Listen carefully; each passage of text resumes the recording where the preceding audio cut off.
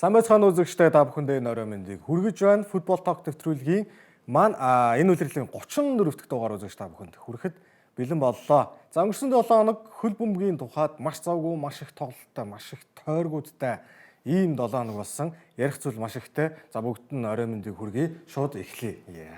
За Премьер Лиг ажлын өдөр болсон тоглолтуудаас бол онцолсонгүй. За тэр дунд бол нэг сонирхолтой зүйл бол гайгүй байлаа. Амралтын өдөр болсон тоглолтуудаас хэдүүлээ ингээ яриагаа шууд эхлэе.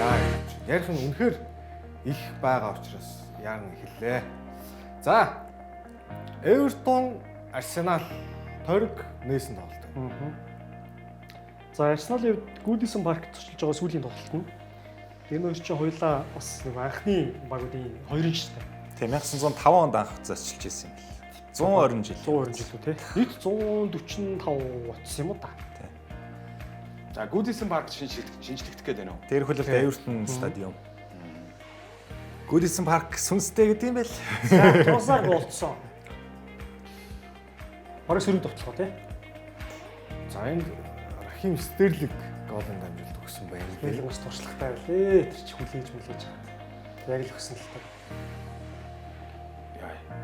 Одцсон те. Райс. Габриэл байхгүй болцсон. Тэг өнгөрсөн 7 хоногт нь. Тэр чинь ажлын өдрийн тоглолт Тийм шүү дээ. Энэ дээр яг хуу Кивиор Габриэлийн байранд байдаг шүү дээ. 11 метрийн торгуулийн цогт. заачлаа. Энэ бас тэгтээ бас би бол энэ албаш л гэж бодож байна. Шагил хэв төвөртэй л бас. Тийм. Хэцүү те. Энэ Энэ дараагийн нөгөө тоглолтын дараа гарсан зургийг харсан уу? үгүй. Зүгээр гүүж ирзээд юу зогхаа байсан болоогүй дөнгөж алхаж байхад алидийн тэнд драя унтсан байл шүү дээ. Тийм дөрүлээд үү? Тий, дөрүлээд. Тэгээ зохиход амархан болтой. Тэгвэл би ч ийн гэсэн үг үү? Энэ Мойс ирээд хин Бето нэлийн гол дуудсан шүү дээ. Сүүлүүдийн Янда ярьсаар тий. Эндаа Ер нь бол довтлооны болцсон шүү дээ. тий. Мойс ирснээс. Тэгээ энэ Эвертны тоглогчид ер нь довтлогддог хүн байхгүй юм уу гэж бодтол нь Шон Дайчи маань бидэнд энэ багийг харагдуулсан шүү дээ. Тоглох хүмүүс гол хийдэг хүмүүс байсан юм байна. Тэгс байсан юм байлээ. Хоёрдугаарууд бол яг Арсенал ер нь арай илүү тоглосон л тоо. Арсенал бол яг тэгээд Кай Хавертс гэдэг одоо яг үндсэн гол довтлогч гэж одоо тэр оронтон тэр цалин аваад байж байгаа хүн маань өөрөө байхгүй. Тэгээд Сака бол яг ирсэн. Тэгээд Сака тэр бөмбөг хурж ирээд нэг ихний тоглолтод нэг гол оруулсан. Сака ч саяных тэр сэлгэнээс тоглосон билүү. Ер нь Бертл бол яг 100% болоогүй байгаа юм шиг. Болоогүй. Тэгээд яг баг-багаар орж Яг байгаа. Реал Реал дээр дээр нөхчүү те. ашиглах гээд бас нөөцсөн байх. Тийм. Ер нь яг эренгүүтээ нэг гол хийсэн юм шиг хүмүүс нөгөө юуг нь харах юм бол тэр бол яг бүр өөр дээр нь ирдсэн тий. Мөргөд. Тий. Тэг гол нь Габриэл байна л да. Габриэл Магалай Салиба гээд хамгийн одоо найдвартай хоёр төвийн хамгаалагч нь. Сүүлийн хоёр үлрэлтийн тоглосон минутаараа Европын топ 5-д нэлээд дээгүүр орох хоёр хамгаалагч. Тэг яалчгүй ачаал их байсан. Тэр нь ч гэсэн харагдуудаа л гэж бодсон шүү дээ. Сүүлийн хоёр үлрэлтчингаа их минутанд тоглосон. Энэ үлрэлч гэсэн бүх тэмцээнээр байна. Бараг амарсан тоглолт энэ хоёрт байхгүй шүү дээ. Энэ хоёр дэхтэй тоглох юм байгаа шүү дээ. Харин Габриэл Магалайс нь үлрэлтэнд дууссан. Оо за. Хамстринг бүр ингээд урагцсан юм. Хамстринг чинь угаасаа урагдана гэдэг чинь ачаал шүү дээ. Зүгээр яг сэмэрч ярих ч юм уу арай урагдчихаагүй бол нэг 2-7 хоногоос сарын дотор ороод ирнэ л дээ. Бүр урагдсан учраас сагалгаанд орсон те. Тий. Тэр Реалын эсрэг та яг тоглолт юм нэхэр бас. Харин хамгаалтын хувьд Манай Дөк Мөк ч одоо тэгээд Реалын дараагаар Интерн дээрүү Баярн дээр яриад л шүү дээ. юм ихт ам гараад Дараа нь юу вэ? Фрэзенжер юм байна Одоо хааста. манай энэ нэг сакс хөлбөмбөг үздэг бүх хүмүүс Дөк гэж ямар хүн байл гэж боддог баг тий. NBA доктор ч яа. Тий яригдаал байгаа шүү дээ тий. Тэр хүн чинь Интер юм уу? Зургийн цоолоо Баярн зүгээр үү? Интерн зүгээр үү? Яг үнэнгээсээ боддог зогсчихлаа. За Арсеналын хувьд ингээд ямар тач эхэлж гол хийсэн. Гэхдээ оноо алдаж Эвертонд юу ял тэнцлээ. Тэд ерөөсөө эхний голыг оруулсан тохиолдолд за эхний хагасдаа тэргүүлж өндөрлүүлсэн тохиолдолд 60 тоглолт дараалаад Арсенал хожигдоогүй байгааг онцлмоор байна. Тэр дундаа бүр 52 хожиж 8 тэнцсэн гэсэн айхтар үзүүлэлт бол Арсенал эхний хагас тэргүүлэх юм бол ерөөсөө тэд ямар тач тоглолтоосоо адаглаад нэг оноо авж байгаа 60 тоглолтын зурвал байна. Түрүүн Илман Индае одоо энэ чинь Индае гэхгүй би нөгөө Инжая гэлээ тий. Өөрөг нь хэлж байгаагаар Жэгээр дуудд юм шиг байлаа шүү дээ. Тэр дийг нь те. энэ нөхөр чинь 7 голтой. Эвертоны сүүлийн 3 удирлын мэрэгэн буучин Dwight McNeil 7-той, өнгөрсөн жил Calvert-Lewin өвн Abdoulaye Doucoure 2 7-7-той, Injaya маань 7-той болоод. Бет уу. Бэтүү сүүлд эхэлсэн л дээ. Тэгээ хожуухан гараад ширүүн дараад 5-6 болоо хаа. болж байгаа хоо. 5 тоглолт дараалал хийцсэн байсан шүү. Ер нь тэр Макнел чинь хийгээд хаяа энэ даа хийгээл яваадсэн шүү дээ. Тэр нэг 1-0, 1-1 энтрүүд байх үед. Инжай ч юм болохоор сүүлийн 5 тоглолтод 4 гол гэсэн ямар ч байсан. За тэгээд ерөөсөө Эвертон бол энэ үеэр ялангуяа Дэвид Мойсыг ирснээс хойш Одоо 30 донот болсон. унахгүй нь болсон. Маш өндөр магадaltaй болсон. Гэхдээ бас их тэнцэж байгаа харагдаж байна. Одоо энэ чинь 31-р тойрог явж байгаа гэхэд аль хэдийн 14-т нь буюу бараг талд нь бол тэнцчихсэн явж байна. Адаглаад нэг оноо авж ийн эсрэг бага хожуулахгүй байна. За тургуулийн цохилт байсан уу гэдгийг хэдүүлээ. Бүр ингээд нарийн сайхан томруулах шилээр одоо Байхгүй энэ бол утас. Ямар үндэслэл вэ одоо тургуулийн цогт нөх. Гэхдээ одоо бид контакт өгж яа л да. Бид контакт өгөхтэн садаа болж байна л да. Томруулаад Тэн чи одоо юу гэдэг 50-50-тай л бөмбөг шүү. Яг хөлд нь одоо биеэрээ хүрээд байна л да. Тэгээд өгч байгаа юм байна. Одоо Энд чи шууд хаалгачаас ирсэн бөмбөг те. тэр. За тэр хөл Хинч хүрээгүй байгаа. хөл дээр нь улаан тугай. Би бол хэрэг биш л гэж бодсон. Тэгээд өгч байгаа байлгүй дээ. Тэгээ ваарч үзээгүй юу? Хөл дээр нь дарж унж байгааг чи харж байна одгийн. Харж л байна л та. Одоо энэ дарж унж байгаа хөл дээр. Тэгээ яг харилцан зурлалцаад л явж байгаа. Энэ ингээ контакт өгөөд хөл дээр нь дарж унж байгаа. Би бол баг нөгөөтгөн чалдаа гаргацсан юм шиг байна шүү дээ. Харсан л үү? Тэгэл өгч байгаа.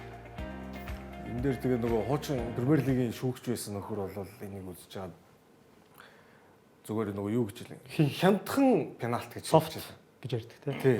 Тэгээ нөгөө Хин пенальт гэж хэлсэн. Аалан ширээр өнтер ч гэсэн тэгж л байлаа. Хин Артета бол угаасаа би бүр 15 ütсэн биш л хэлдэг ч юм л те. Яг дасгалжуулагч нь болохоор ч гаргагүй үз. Яг нэг аналистууд бол ер нь яг 50-50 хүртэл ялээ. Зарим нь бол бишээ, зарим нь бол яг жоохон зөөлхөн л түрүүний бэлгүүдийг хэлдгэр арай хямдхан л пенальт байна л гэсэн. Үгүй яах тэгэл одоо энээс аимшигтай 11 м өгөх ёстой юмнууд өгдөөгүй өнгөрсөн зөндөө тоглолт байдаг.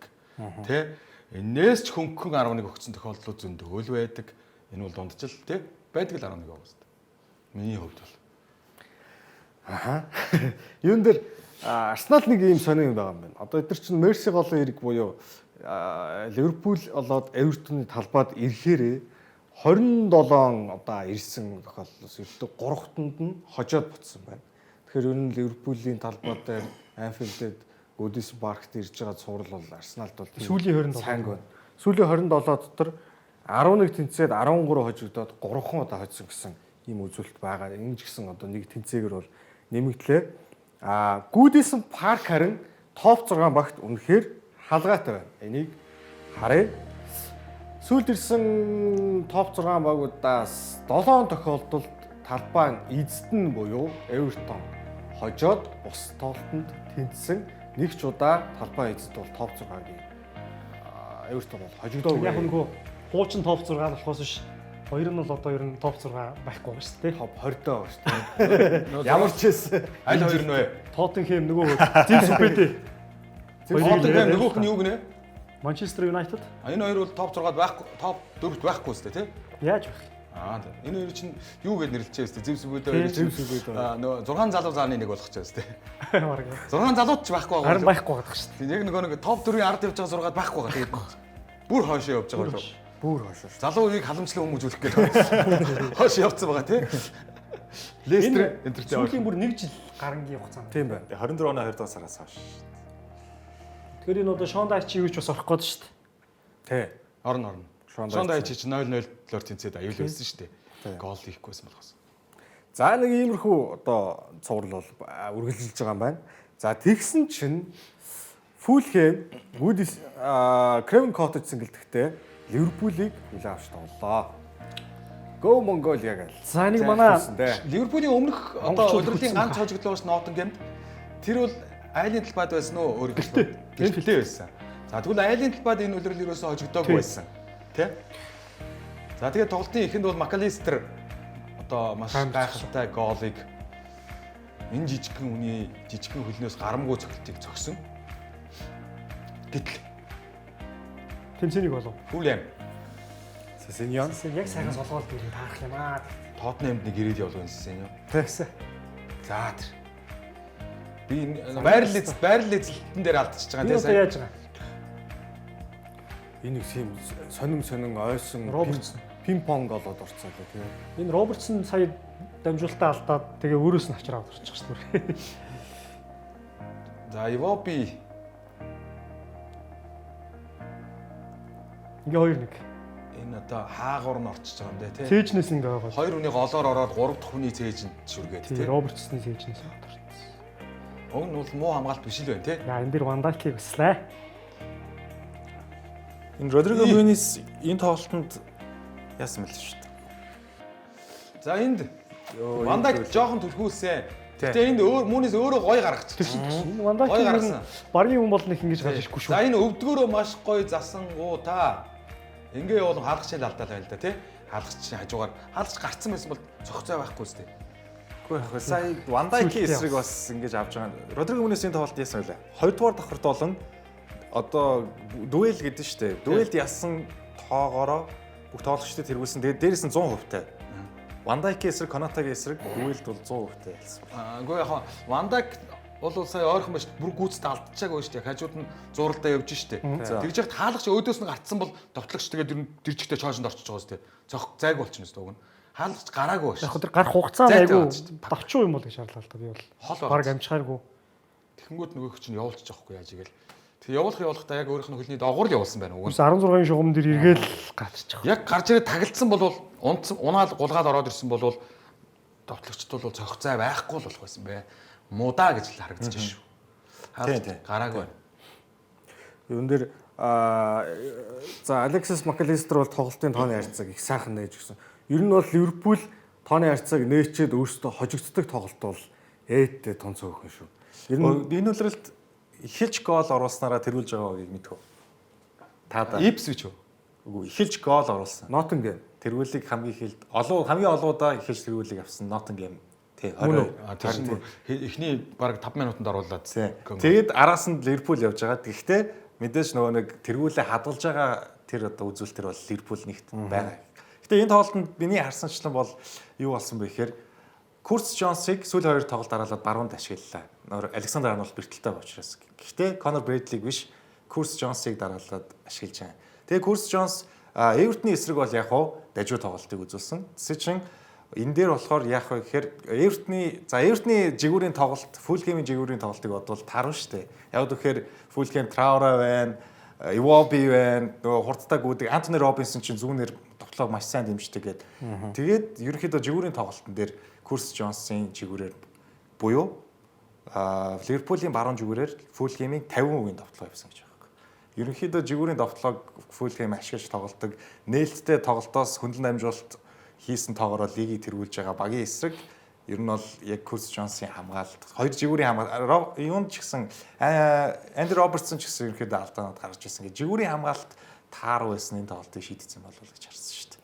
Робертсон тэгээд энэ саяны орсон гоолууд бол яг жигүүрээс орсон юм байхгүй л байл да. Гэхдээ довтлооны эхлэн жигүүрээрээс хөндлөн дамжуулалтаар орж ирээд тэр нь ингээд ойж мойгоод сая ингээд харагдаж байгаа шүү дээ. Вильян хүртэл нэмэгдээд ирсэн байгаа шүү буцаад. Эхний гол дээр байлаа нэг Конате бөмбөг алтарчдаг чаа. Тэрэн дээр Конате дамжуулсан Курс Джонс ихгүй. Тэгээд яг гоолоос бусдаар бас аюултай моментууд яг тэр Курс Джонсын жигүүрээр нилээ. Яг өөрөө цэвэр хамгаалагч хүн биш болохоор яг тийм хамгаалтын мэдрэмж жоохон дутагтаад байна. Тэгээд дээрээс гарч ирж гинөө. Тэг Вильян ч энэ дэр бараг тоглосон юм уу? Тоглоогүй. Нэг харагдаг байгаа. Хин Конате Вандайк хоёрын нөгөө нэг жижиг алдаанууд яваал юм. Нэг Алисон хин хоёр чинь Саутгемптон дэр ч те. Дуурахгүй байж байгаа дундаа бөмбөг үлдээгээд эхний үеийн төгсгөл гол алддаг. Саяны Конате их Робертсных ингээд хойноогоо дөрөв хамгаалагч дөрвөлээл ямар нэгэн байдлаар ингээд том жижиг алдаанууд гаргаад яг хол оноо тасарсан байгаа болохоор л одоо төрүүлэхийн тодорхойлох л та. Тий. Энэ үйлрэл ерөөсөө нөгөө гоолын үнэтэй алдаа гэдэг хэдүүлээ яриад байгаа шүү дээ. Нөгөө эсрэг багтаа гол бэлгэлчихсэн тийм одоо хамгаалтын алдааг бол Ливерпул 7 удаа гаргасныхаа 2-ыг нь ерөөсөө л энэ тоглолтын ихний хагас гаргачихсан. Тийм алдаанууд гараад байгаа юм. Тийм алдаан тий гарцсан байна. Ливерпул ерөөсөө Тэгээ Салах маань хайчваа. харин одоо байж байгаа. Бүр хаагдах байл. Ливерпул ерөөсөө тоглолтын эхний голыг оруулчаад тэр тоглолтонд хожигдсон тохиолдол одоо энэ чинь юуных нь Хамгийн сүүлийнх нь нэлээд хол байна уу? хамгийн сүүлийнх нь Ер нь холох шүү. хайсан чинь заа байж байгаа. Жил мэл баг байна. Ийм үзүүлэлт байсан. Энэ бол бүр Ливерпулийн түүхэнд хамгийн анхных. Эхний голыг оруулчаад тэгээ эхний хагастай багтаад 3 гол алдсан түүх бол Ливерпулийн түүхэнд эзэж байгаа юм. Премьер лигийн түүхэнд. Энэ бол анхных. Бүр 92 оноос хойш байна. 92 оноос хойш байх. Эхний үед 3 алд гэдэг чи зүйлтэй тий. Тэнгүүтээ Арне Слотын Ливерпулийн эсрэг ингээд 4 оноо авч байгаа юм байна. Өмнөх төр нь тэнцсэн тий. Энэ дээр нь ингээд хожигдсон. Nottingham, Forest, Fulham гэсэн хоёр баг бол ингээд 4 оноо Ливерпулээс бол зулгаачлаа. Nottingham-ээс хойш 26 тоглолтод хожигдоогүй байсан зурлал бас зогсчихлоо. Гих мэтлэн одоо ийм үзүүлэлтүүд байна. За энэ өдрөл үнэхээр супер байсан Салах хаачваа гэж сая одоо юм асуусан. Хэдүүлээ Салахын хайлайт За гэдэг. хариултаа авъя. Хайлайт. Үгүй яг хэвсэн чинь нэг 4 тоглолтод л гол оролцоогүй өстэй. Өө тэгтээ бүр ингээд 4 болсон уу? 4 болсон. Одоо гэхдээ энэ дээр өмгөөлөх юмнууд хараа. За. Салахт өгж байгаа дамжуултууд юм. Арнолд л яг л өгд юм л та. Одоо тэр бас нөлөөлж л байгаа. Робертсон ингээд ийм том талбай байлаа. Яг өгч чадахгүй. Яг гүүхийн үед Салах гүйсэн. Дамжуулт ирээгүй. Арнолд нь очоогүй юм ба шүү дээ. За энэ дээр дахиад Салах гарч ирсэн. За давуулаад өгчих нүү гэсэн. Гоолгүй цуурын 4 болчихж байгаа юм тий. 4 байсан санагдаад байна. Тэгээ хин бол яг хуу Салахаас ирэх байсан л одоо уналт чихэн хаашаа нэг юм үе бол байх байсан л гэж байна. Илэрлийн төгсгөл рүү жоохон сууж гэнэ эсвэл Үгүй бахоо энэ дамжуулт ирээгүй юм ба шүү дээ. Сая гаргаж өгсөн голын дамжуулт энэ л одоо яг өөр болцсон. Тэрнээс Баруун үл дээр нь ирсэн. тэгээ маань юм чинь дамжуулт хүлээгээд байдаг хүн биш үстэй. Үгүй яг хуу энэ өөрийнх нь жигүүрээр ерөөсө тоглохгүй шүү дээ бүр. Харин Куртс Джонс гарч ирээд дээрээс нь Салах хамгаалтанд тэгж айхтар тусалдаг юм биш байхад баруун. Тэгээ одоо хаашаа энэ Арнолд энэ 100 явчихаар чинь Салах бүр гол хийж чадахгүй юм. Салах бас явна шүү дээ. Юу нь яг нарийн ирэх юм. Харин тийм л Өмнөх Тэгээ энэ өдрөл Салах ийм супер байгаа учраас 44 голд оролцсон байгаа учраас одоо нэг 3-4 тоглолтын хичээл бид нарт хийж байгаа. Тийм ээ тийм. Угаасаа би юу Салахыг муулна гэж байхгүй ш. Над руу би чинь Салахын фэн шүү дээ. Тэгээ би харин бүр хитрхи Салах талаасаа яриад ээж магадгүй гэж бодоод бас жоохон. Би бол харин бас өмөрөх. Жоохон чимээгүй байгаа. би бол муулаагүй шүү. Зүгээр гайхаад байгаа. Чи бол статистикийг харж мөрөөд байгаа. Би чинь бүр фэн нь байхгүй юу? Тэгэхээр надтыг одоо энэ дээр одоо ашиг сонирхлын зөрчилтэй гэдээ би жоохон чимээгүй байж болж байна. Тэгээд Rashford, тэ Антуан Гризман, Салах энэ гэсэн хүмүүс дээр би бас жоохон чимээгүй байх хэрэгтэй болчиход байгаа. Гэтэ Антони дээр бол хизээ чимээгүй байхгүй шүү дээ. Антони чинь хэний юм бэ яг? Гарначо өдрөө. Гарнач Сосидадын тоглогч байгаа. Салах гэдэг энэ нөгөө улирлын шилдгээ бол асуудалгүй авчихгүй. Төсөлдөгч байх. Одоо гол 3 голын амжилт өгч гэдэл. 17 дээр зогсчод байна. 17 дээр зогсчод байна. Хувийн Голын дамжуулт нь хоёлаа зогсчод байна уу? тий. 27 17 гээд 3 гол оруулаа 3 голын дамжуулт өгчвөл 30-20 их нэ штэ. Тэр 30-20. Сонс. Тэр мэдж байгаа л да. Тэрэ анрил Харин асуусан үнд нь хариулж штэ.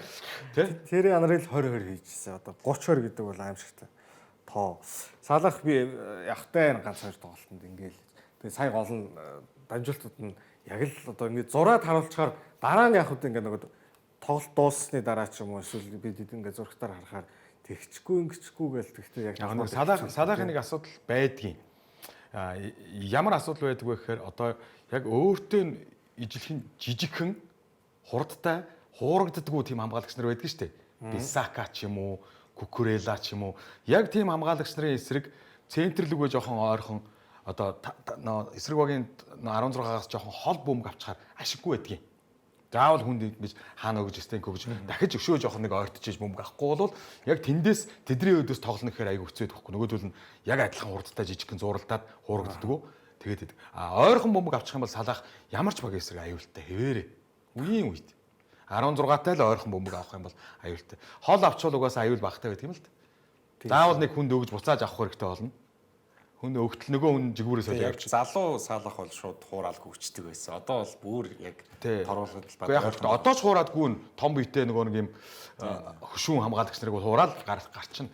Яг нэг өөртөө адилхан нэг тийм хурагддаг нөхдүүд байгаа шүү дээ. Премьер лигт одоо нэг тоото хидл байгаа даа бас нэг. Жишээ нь Кукурела бол яг тийм хүнд хурагддаг шүү дээ.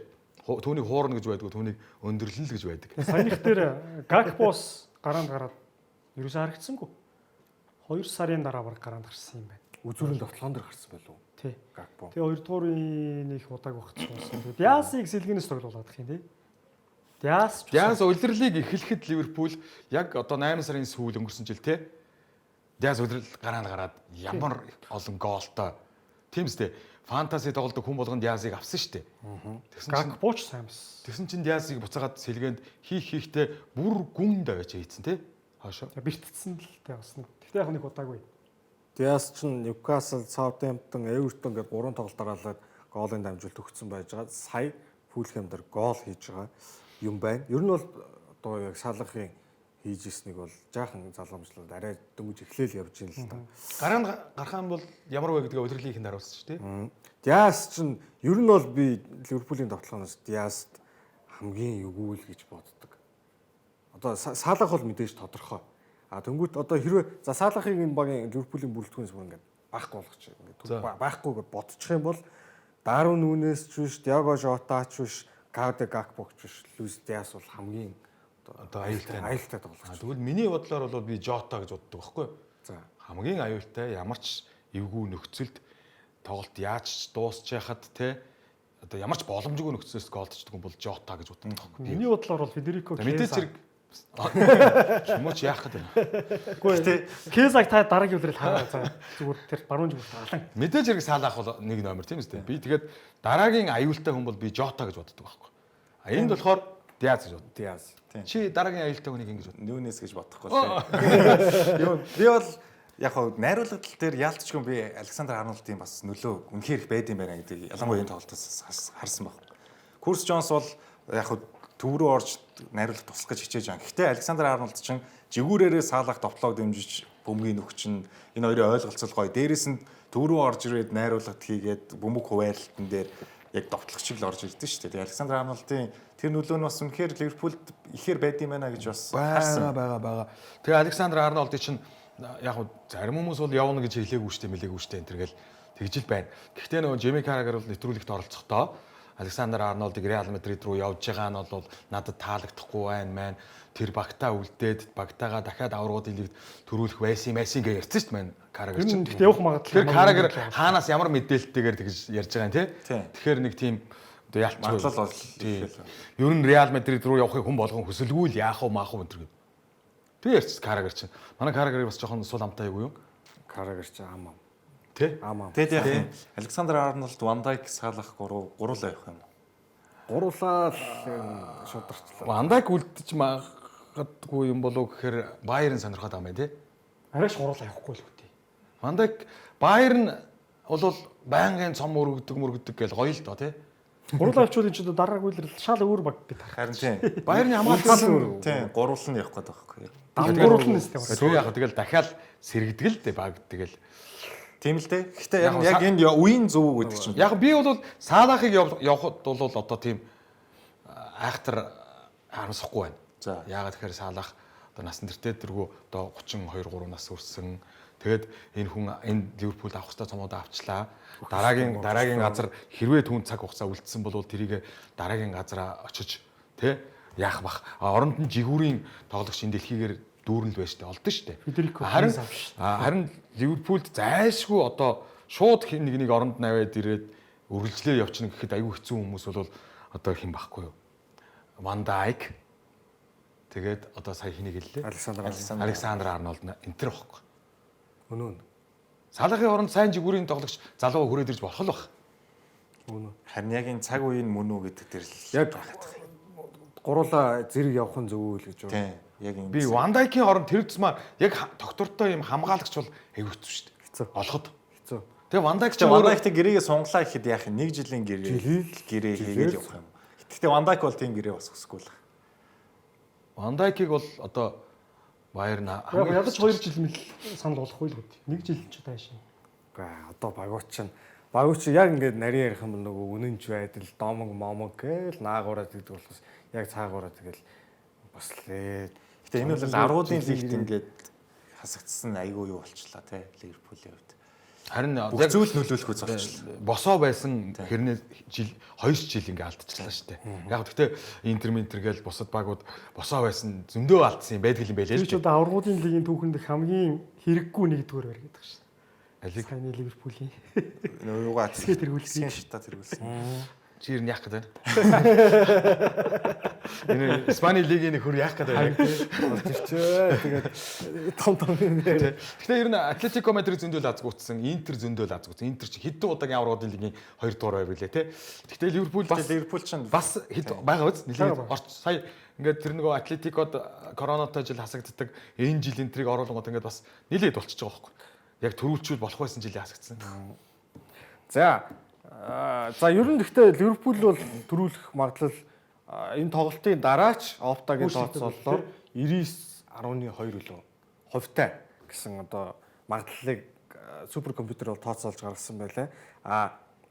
Хоёр лигийг тэргүүлж байгаа хоёр багийн үлдсэн тоймыг харцгаацсан юм чинь хоёлаа. Хэдүүлээ хоёлааг нь одоо хин хоёр вэ? За одоо хоёр үлдсэн хуваарийг нь харъя. За хоёр нь хараад хоёр нь битээ хараарай. хоёул харахгүй. Арсеналын Ливерпул, Арсенал хоёр энэ багт үлдсэн тоглолтууд юм. Тоглолтууд.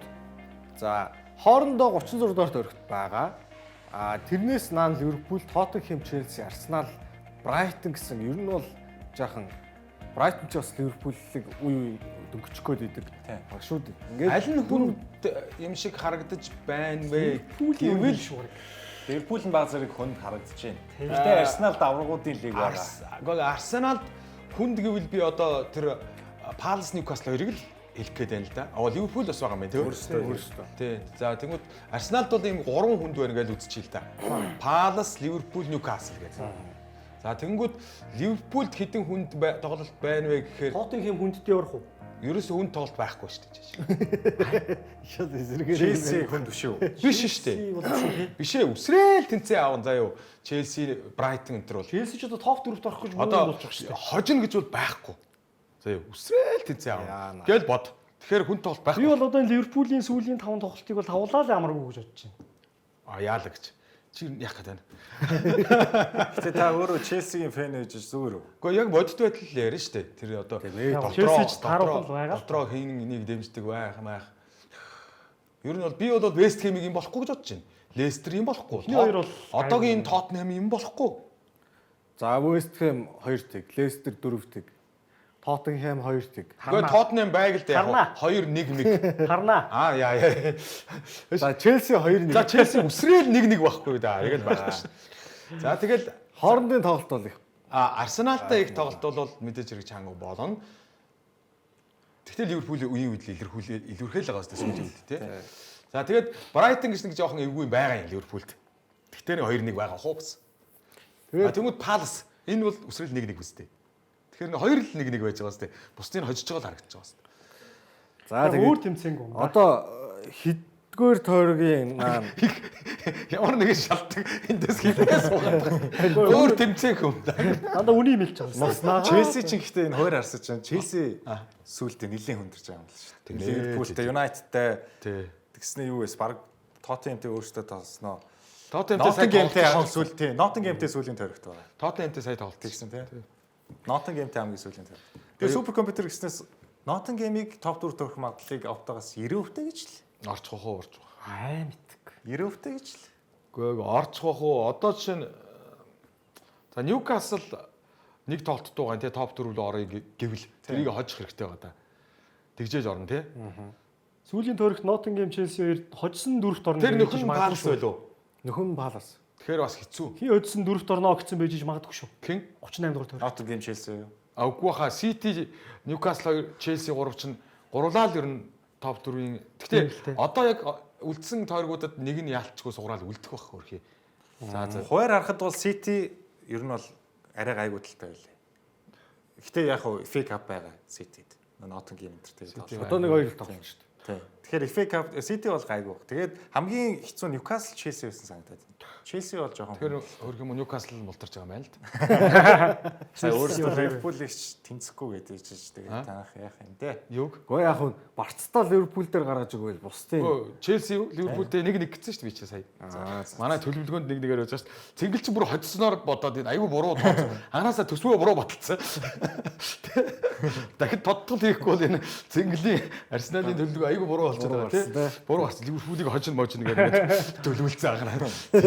Тийм буруу төсөв баталж болохгүй байна. За ёстой нэг төлөвлөлтгүй нэг гэх юм одоо юу гэх нэг дерби тоглолтын та нэг үзье.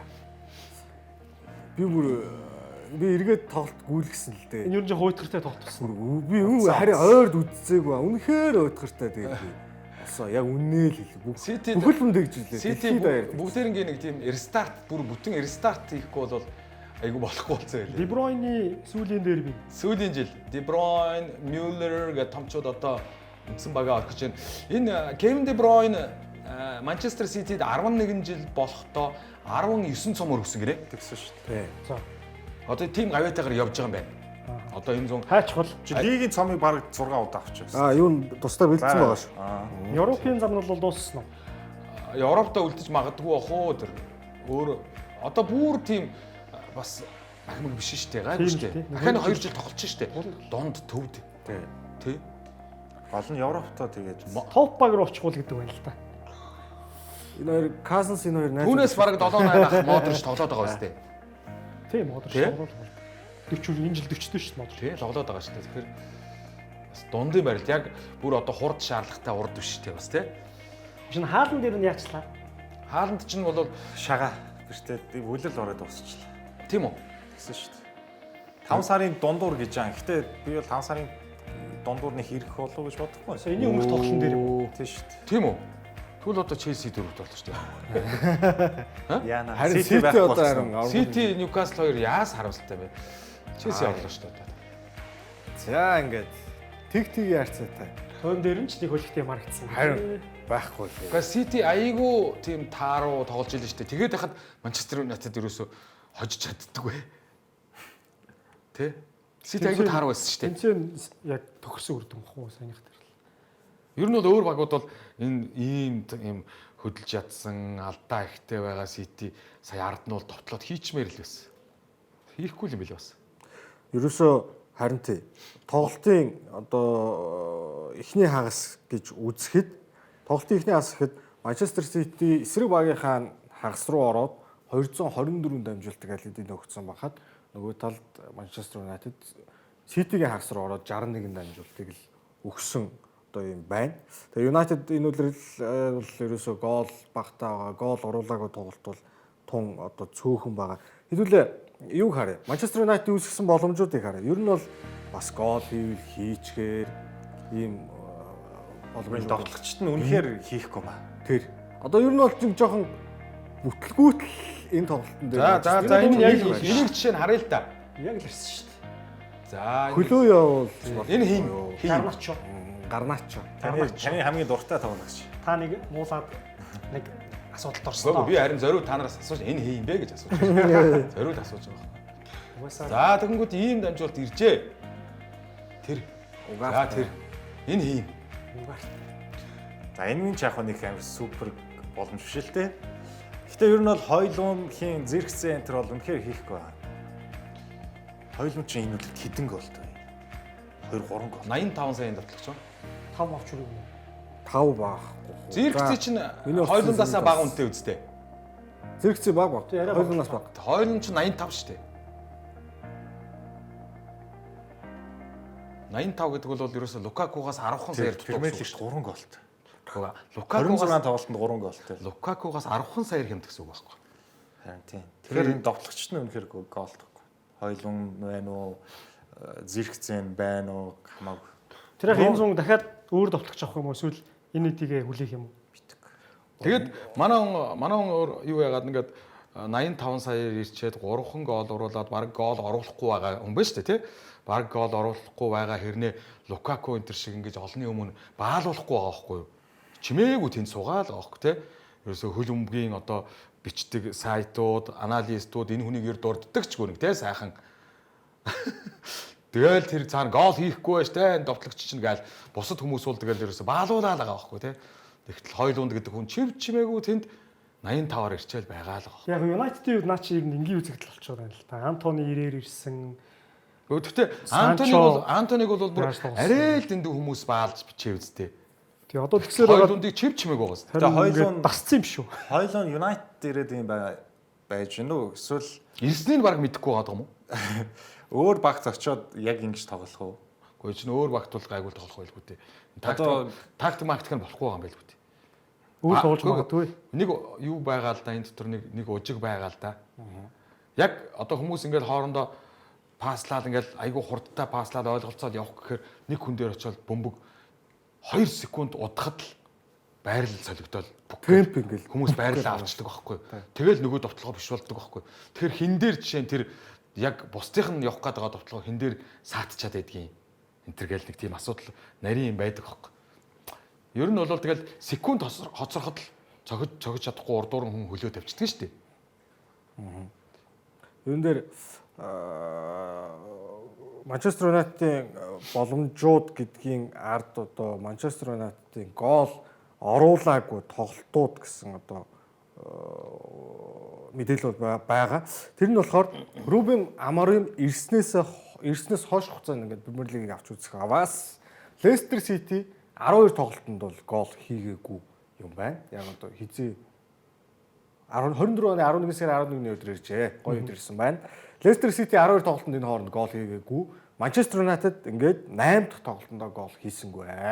Араас нь орж байгаа юм уу? Араас нь орж байна. Хоёрт орж байна. За тэгээ Эвертон 8, Саутгемптон, Брентфорд, Ипсвич 7 гэсэн үзүүлэлтээр явж байна. Ерөөсөө үнэхээр гол хийх хүн алгаа. Яг хөө зиркцийг бол би ингэж харсан шүү дээ. Одоо 4-5 4-2-3-1-ээр тоглоход одоо тэр үзүүр дээр ч баймаар юм уу? Том биетэй биеэрээ хашаад бөмбөг авчихаар ч юм уу те. Тим тоглох ч юм уу гэж бодсон. Зиркцийг. Одоогийн гүйлдсэн юм донд зиркцийг бүр төөрөөлгүйгээд байгаа байхгүй. Зиркси ч өнгөрсөн үеэр л уг нь юу байсан шүү дээ. Мота ч Болониад бас хоног гурлаа тоглолтог лөө арайгүй лөө би буруу санаад байна уу? Уг нь тэгж тийм байрал тоглож үзсэн хүн шиг санаадах юм. Эсвэл зиркцийн хажуудаа нэг жижиг товтлогчтой те 3-5-2 гэж ч юм уу. Гэтэ яг л үнэндээ United-ийн довтлогч одоо хэлдэг шүү дээ. Манчестер Юнайтед Тэгэхээр алсын дамжуулалт хэрэгтэй болчихж байгаа. Манчестер Юнайтедийн арын 4 хамгаалагч нараас шууд урагшаа алсын дамжуулалт өгдөг хүн байгаа мó? Ер нь хэцүү шүү. Гэхдээ энэ баг яг яаж тоглох Александр Арнолд шиг, Рис Джеймс шиг хайдаг хүн байгаа мó гэж аахгүй. Маги хаяа нэг хайдаг. Тэгдэггүй. Гэгчэн тэгэхээр Евро тэгж хаяхгүй бол шал дими болчихсон тэгээ урд те. Тийм өндөр довтлогч хэрэггүй болчихж байгаа.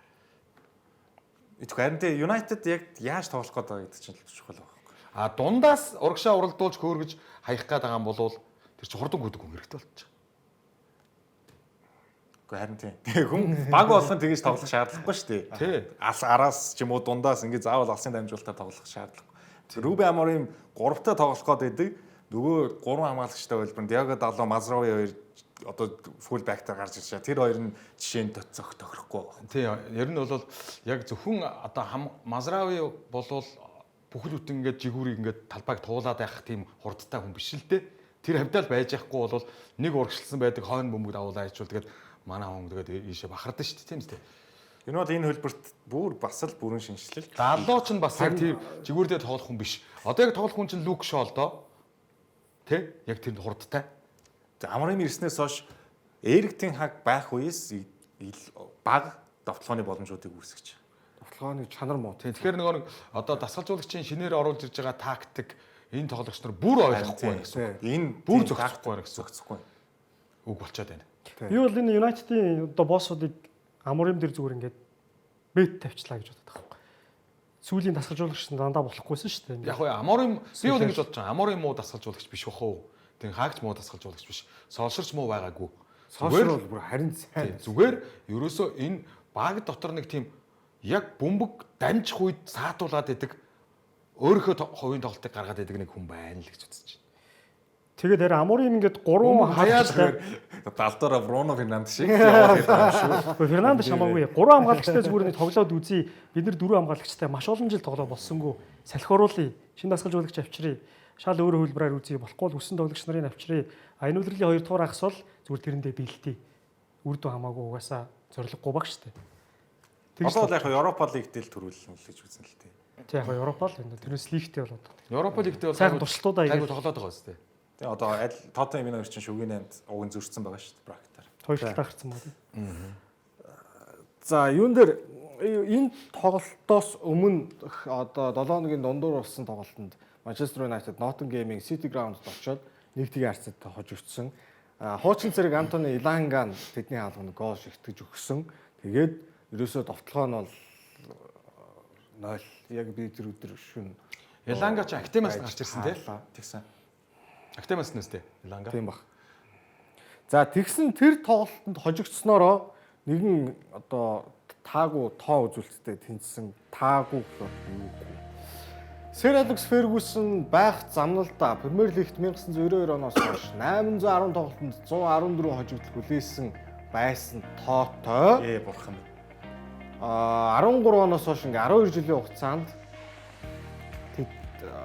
түүнийг залгамжилсан Дэвид Мойс, Райан Баг Гигс, хаадын үед үү? тий, Луи ван Гал, Жозе Мориньо, Оле Гуннер Сольшер, Майкл Карек, Ральф Рангник, Эрик Тен Хаг, Руд ван Нистелрой, Рубен Аморим гэсэн 10 дасгалжуулагч Сэр Алексаас хойш Манчестер Юнайтед дасгалжуулагч болоод төр орлогчоор иржээ. 449 тоглолтод тэд нийлээд 114 хожигдлыг хүлээсэн.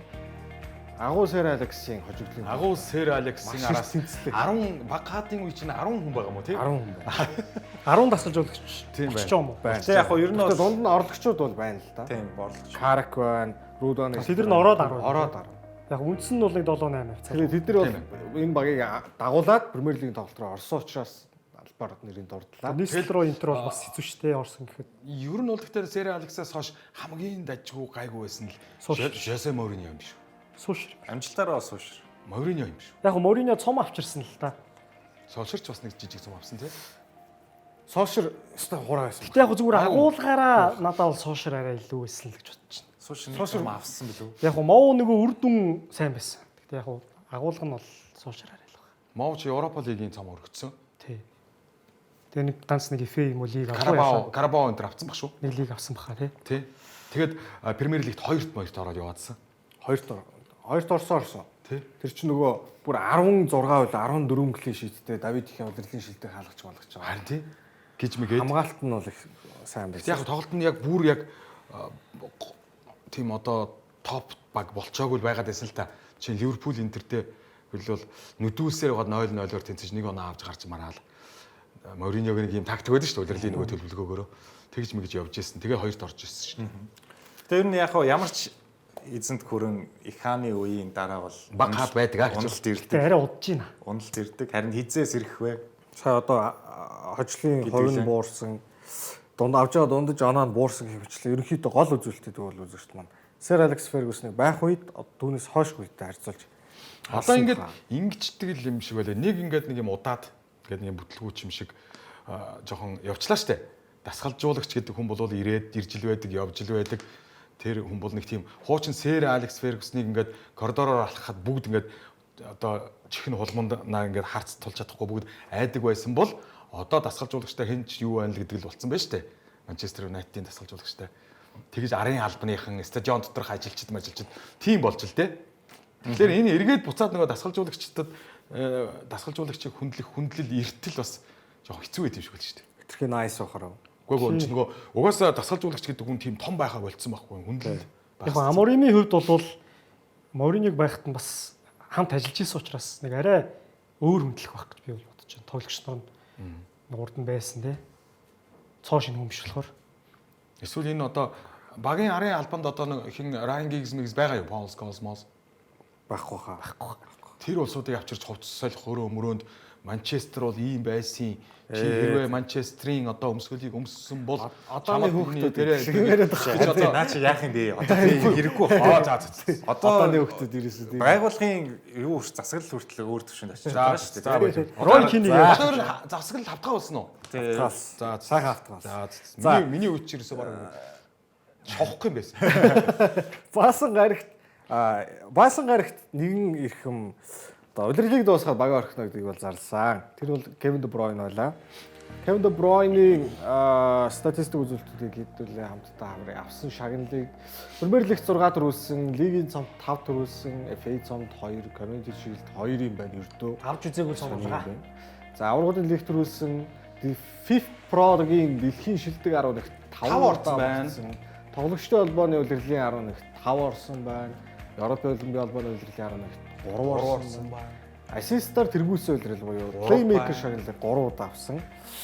Удирдлагын шилдэг тоглогчоор Премьер Лигийн удирдлагын шилдэг тоглогчоор 2 удаа нэрлэгдээд за тоглогчтой холбооны оноо шилдэг. Баллон д'Ор алгадаа. Баллон д'Орт хэдэд орсон юм. Зэ. Бас нэг ихний 3 мурт байгаа хөө. Баллон д'Орт. Сая бол тэгээд Манчестер Юнайтед эсрэг тоглосон шүү дээ Кевин Де Брuyne. Ерөөсөө Премьер Лигт ирснээс хойш 18 онд West Ham бүтэн 90 минут тоглоод нэг ч удаа голын боломж үүсгээгүй. Сая Тэрнээс хойш анх удаага бүтэн 90 минут тоглоод нэг ч голын боломж үүсгэж чадалгүйгээр тоглолтыг бол дуусгаснаас гадна нийт төгсөн дамжуулалтын 69% нь эзэнд орчих. Тэгэхээр ер нь хугацаанд болчихжээ юм уу? Үгүй чи байж л та. Хүний сэтгэл зүй гэж сони юм даа л гэж бодож илаа. Яка доноо чи. Статистик бодлоо ярихгүй шүү дээ. За яг машин Хүмүүс ингэ батарей дуусчих. ганц тоглолт. Премьер Лигт 100-аас дээш голын дамжуулалт өгсөн цөөхөн хүмүүсийн нэг үстэй. Тийм ээ. Ryan Giggs 162, тэгээ араас нь Kevin De Bruyne 118. Fabregas Өөр байт юм уу? Fabregas 111 байна. Тэр. Тэгээд бас ганц өрөн байсан. Байсан шүү дээ. Одоо бол За яа. Сөрөг хүч За угаасаа явна гэсэн. Энэ зөө явах юм. За тэгээд хайцах нөө гэдгийг бол бид бодохгүй. Тий одоо Бэлэг рүүгээ явах юм уу? Эсвэл Италийн багууд дундын шугамдаа түүнийг ахаад нэг 2 жил тоглолцоно гэж бодоод Интер таад ирэхтээс нэг Интер чинь ингээд арчид зүйлгээ тордоод нөгөө насны явсан гаруудыг өсвөр Гэхдээ гоё. одоо түүнд 2 жил байгаа ах гэж би бодоо. Милан руу явчих үү. Мэдгүй. 2 жил бол байгаа ах л гэж бодлоо. Италийн багууд дундын шугамдаа ийм найруулагч хүсдэг шүү дээ, тий? Гэхдээ Kevin De Bruyne одоо тэгэж Европын төвшөнд тоглохыг хүсэх болов. Би бол ер нь MLS рүү явсан дээр гэж бодож байна. Америк руу ийм даруй хүн очихгүй бах уу?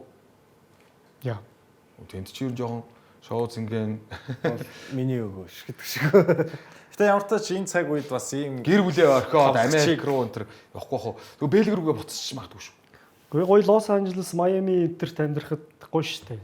Ай, чи хэдэн онд амьдарч та. Гоё игээл явж байгаа ш цаадалч. Яг нэрээ Бройн Араб руу энэ явахгүй бах уу? Уг хүний бас нэг өөрийнх нь сэтгэл зүйн темперамент их өөр хүн шүү дээ. Энэ Twitter-ийн троллууд л гээ да нэг хошин балаа аккаунтууд нөгөө Kevin De Bruyne багаас явууллаа гэсэн чинь Арабын нэг баг 700 мянган паунд 7 хоногийн 700 мянган паундын санал тавьсан чинь Kevin De Bruyne нөгөө амыг AI-аар хөдөлгөөд helicopter гэдэг дуулсан. Нэг тийм болоо юм уу? Араб руу арай л. Тэгээ Араб руу хеликоптероор очих юм уу тийм үү?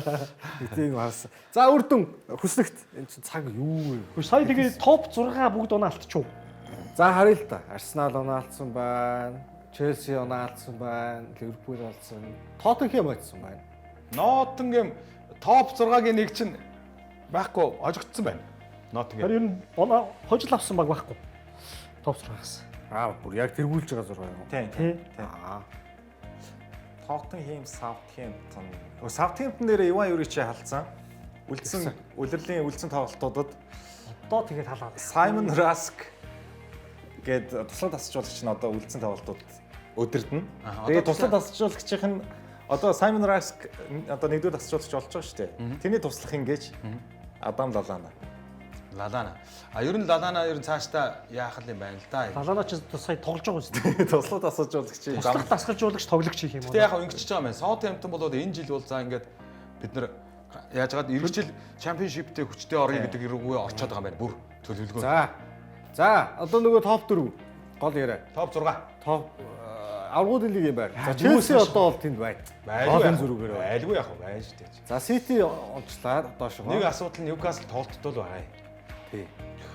Яг байх гэхдээ. Палста дараа. Ньюкасл чинь хоёр нь хүндгэн байна гэвс дээ. Тийм Ньюкасл амаргүй. Энэ амаргүй л энэ энэ үлрэл. Астон Вилла. Нэгдүгээр хуваар нь амаргүй байх юм байна. Хоёрдугаарт одоо манай Челсигийн чинь гандан хаваар их хэрэгэлдэн. Манай суур бол ганданд бүр шууд уншуулдаг шүү дээ. Эхний 3-аас доошоо багуудад их амаргүй л үлрэл болж байна. Тийм байна. За Ливерпул бол жоохон басарх байна л да. Ливерпул төрүүлч нь ойлгомжтой. За Арсенал бол одоо топ 4-т бат. За тэрнээс хойш ер нь юу ч болж магадгүй. Тийм үү? Ноттингем шууд орцсон гэж хэлэхэд хэцүү үстэй. Зүг амаргүй шүү. Тийм. Астон Виллаг шууд мултарсан гэхэд хэцүү үстэй. Одоо 31 дугаар тойрог Эрх тойргоос нэг шинжилт байгаа тэр талаар гяасан ирч хүү. За тэгээ. 32 дугаар тойрогт Английн Премьер Лиг за өнгөрсөн 7 хоногт би яалаа. Премьер Лигийн нэг видео хурал суулаа. Ховард вебтэй хамт. Ховард Веб Цаа чи юу гэнэ? том юм ярьж байна. 32 дахь торгоос эхлээд нөгөө хагас хатмаажуулсан офсайдын технологиг Премьер Лиг шууд энэ тойрог одоо их тойрогоос Энэ тийм хагас ашиглаж хатмаажуулсан. эхэлж За ингээ удирлын төгсгөлд ингээ туршаад туршаад эхэлчих юм байна. Бүх стадионд бүр 30-30 камерыг байрлуулсан. За. Одоо байж болох бүх өнцгөөс камер байрлуулт юм байна л да офсайдын хагас хатмаажуулсан. Одоо ч ингээ жоохон зарим нь далийн газар мазраас хараад байгаа шүү. Тийм. Тэгэд гол мэдээж юуныг одоо нэвтрүүлж байгаа шалтгаан юу вэ гэхээр хугацаа хэмнэлт тоглолтын хэмнэлийг аль болох одоо багс Удаан зогсоохгүйгээр дунджаар нэг 64 секунд гэсэн баха. Одоо бол одоо энгийн вар ашиглаж байгаа үед бол зогсож байгаа юм байна л да. Наривчилж харахгүй болохгүй одоо өнцгөнд биш байгаа. Тэгэхэд одоо бол энийг 2 дахин нэг 30 секунд болгож Зөвхөн отон дээр шүү тийм дээ. зөвхөн отон дээр ашиглана. Улаан утас дээр бас харахгүй мó. Үгүй. Энд чинь нөгөө нэг хагас хатмаажуулсан гэдэг чинь одоо тэр 30 камерыг ашиглаад за тэгээд тэр 100 фреймээр бичиж авдаг гэж. За бродкастын зүгээр энгийн камер бол нэг 50 фреймээр бичдэг. Гэхэд 2 дахин илүү фреймээр бичиж Илүү удаашруулна. Илүү удаашруулад за тэгээд тэрэн дээр AI орж ирээд. Гэхдээ энэ дээр бол Тэгээд дээрэс нь томруулж жижигрүүлээд. тийм. Тэгээд 3 юм дээр маш хурдан хугацаанд шийдвэр гаргаж байгаа нь тэрийг бол AI шууд гаргадаг чинь хэн дамжуулж байгаа, хаанаас дамжуулж байгаа, хэнд очиж байгаа. За тэгээд хамгийн сүүлийн довтлогч нь хамгаалагч нь хаана байсан гэд энэ гурыг одоо зүгээр энгийн вараар үзэхэд бол шүүгчд шууд автомат механикаар хийдэм байл та энэ гурван үйлдэлийг. Энэ гурван үйлдэл бол автоматчаад зөвхөн варынхан одоо шүүгчд бол шийдвэрээ гаргахад маш тусалцаа үзүүлээд за тэгээд мэдээж ягаад хагас автоматжуулсан гэж нэрлээд байна гэхээр хүн оролцохгүй бол болохгүй. Ягаад гэхээр зарим одоо шийдвэрүүд чинь нөгөө нэг хэнийг одоо хамгаалагчид бөмбөг ойгоод ирсэн байна уугүй юу. Отонгийн хувьд бол янз бүрийн одоо дүрмийн өөрчлөлтүүд байгаа шүү дээ. Тэр нь бүрэн автомат нь бол мэдээж байж боломжгүй, байх боломжгүй. Санаатай гар хүрсэн байна уу, санамсаргүй гар хүрсэн байна уу гэдгийг тохон хүний биеийн хэлэмж, нүрийн хөдөлгөөн бүх юмнаас хүн хараад мэддэг. Гэдэг шиг автомат төхөөрөмж болоод гар хүрсэн байна л гэн шүү дээ. Тийм. Тэгснээс бөмбөгт бол ямар нэгэн чип байдаг юм байлаа шүү. За. Яг тэр камеруудын Чип байдаг мэтээр ярьсан бол хөлцөлөч ёо. байдаг юм байлаа шүү. Үзэгчдээс тийм Тэгээ нөгөө 22 оны дийлхийн аврал дээр чинь бол чиптэй байсан тий. Тийм бохоо. сенсор байсан байх. Яавар бөмбөг дандаа л чиптэй. Орогийн Тэгэхээр одоо бол отон тоглолтыг бол маш нарийн үзэх нь байна Тийм маш хурдан хугацаанд Иргэжлээс бүтэн биеэрээ гарч ээж отон тоосон моосон гэдээсэн тэр Бийг бол батлаагүй байгаа. батлаагүй тэр тий. батлаа. Одоо л зөвхөн технологио л ярьж. Тэгээ гол нь одоо нөгөө нэг Тэр хурал 100 бол одгийн явах байлгүй тий сайхан шийдчихэд ир. сүүл нөгөө чихмих нь илүү гарцаа чинь Serie A доо. Serie A дотон өвөрлөгцөн. Тэр чинь одоо хагас автомат мөн биз дээ. Тэг яг нэг толгойн нэг хэсэг л гэж байгаа юм л да. Толгоогоор гол Чихэр хийж гол болдог болно учраас. шүү дээ. Тийм. Чихэр чих хүрээд Тийм. гол хийж болох учраас. Тийм яг хөө тэрний семи одоо энэ хас автоматжуулсан технологийн гол нь л одоо яг үзэгчдийн хувьд бол тийм шүнжил ирдэ шүү дээ. Үл ялэг юм дээр ямар ч байсан юу яаж байгаа маань нэмэлт өөрчлөлт орж ирээд баг зэрэг шат агч байгаа юм байна. Энэ тойргоос л харъя. Гэхдээ нөгөө ийм улаан шугам, ногоон шугам татах нь тэр тэн татдаг штэ. Тий. Одоо тийхгүй. Одоо бүр авчин. 3D болгоод. Одоо энэ үлрэл аваргуудын лигт ашиглаж байгаа технологи. тийм аргуудын лиг. Отон ер нь байгаагүй дээ гэж юм яа. Чих байж үгүй юу гэдэг одоо Премьер Лигээс бусдын. Тэр 3D технологиг бол одоо цэнгэлтгэд болон шууд амжуулалтын үеэр дунд чинь нэг 12 секунд гаргаж байна. Хоёул болж байгаа юм байна. шүү дээ. За, Завсарлаа завсарлаа. үтгэхэд гоё юм гэж Завсарлаа. Завсарлаа. Нэвтрүүлгийн ерөнхий ивент тэтгэгчээр сайн сайхныг санхүүжүүлнүүрээ Голомт банк мөн нэвтрүүлгийн алтан ивент тэтгэгч өөрийн бараг сэрээ Tiger брэнд ажиллаж байна. Хэлсэн хугацаанд завсарлаад 2 дугаар хэсгээр олцсон.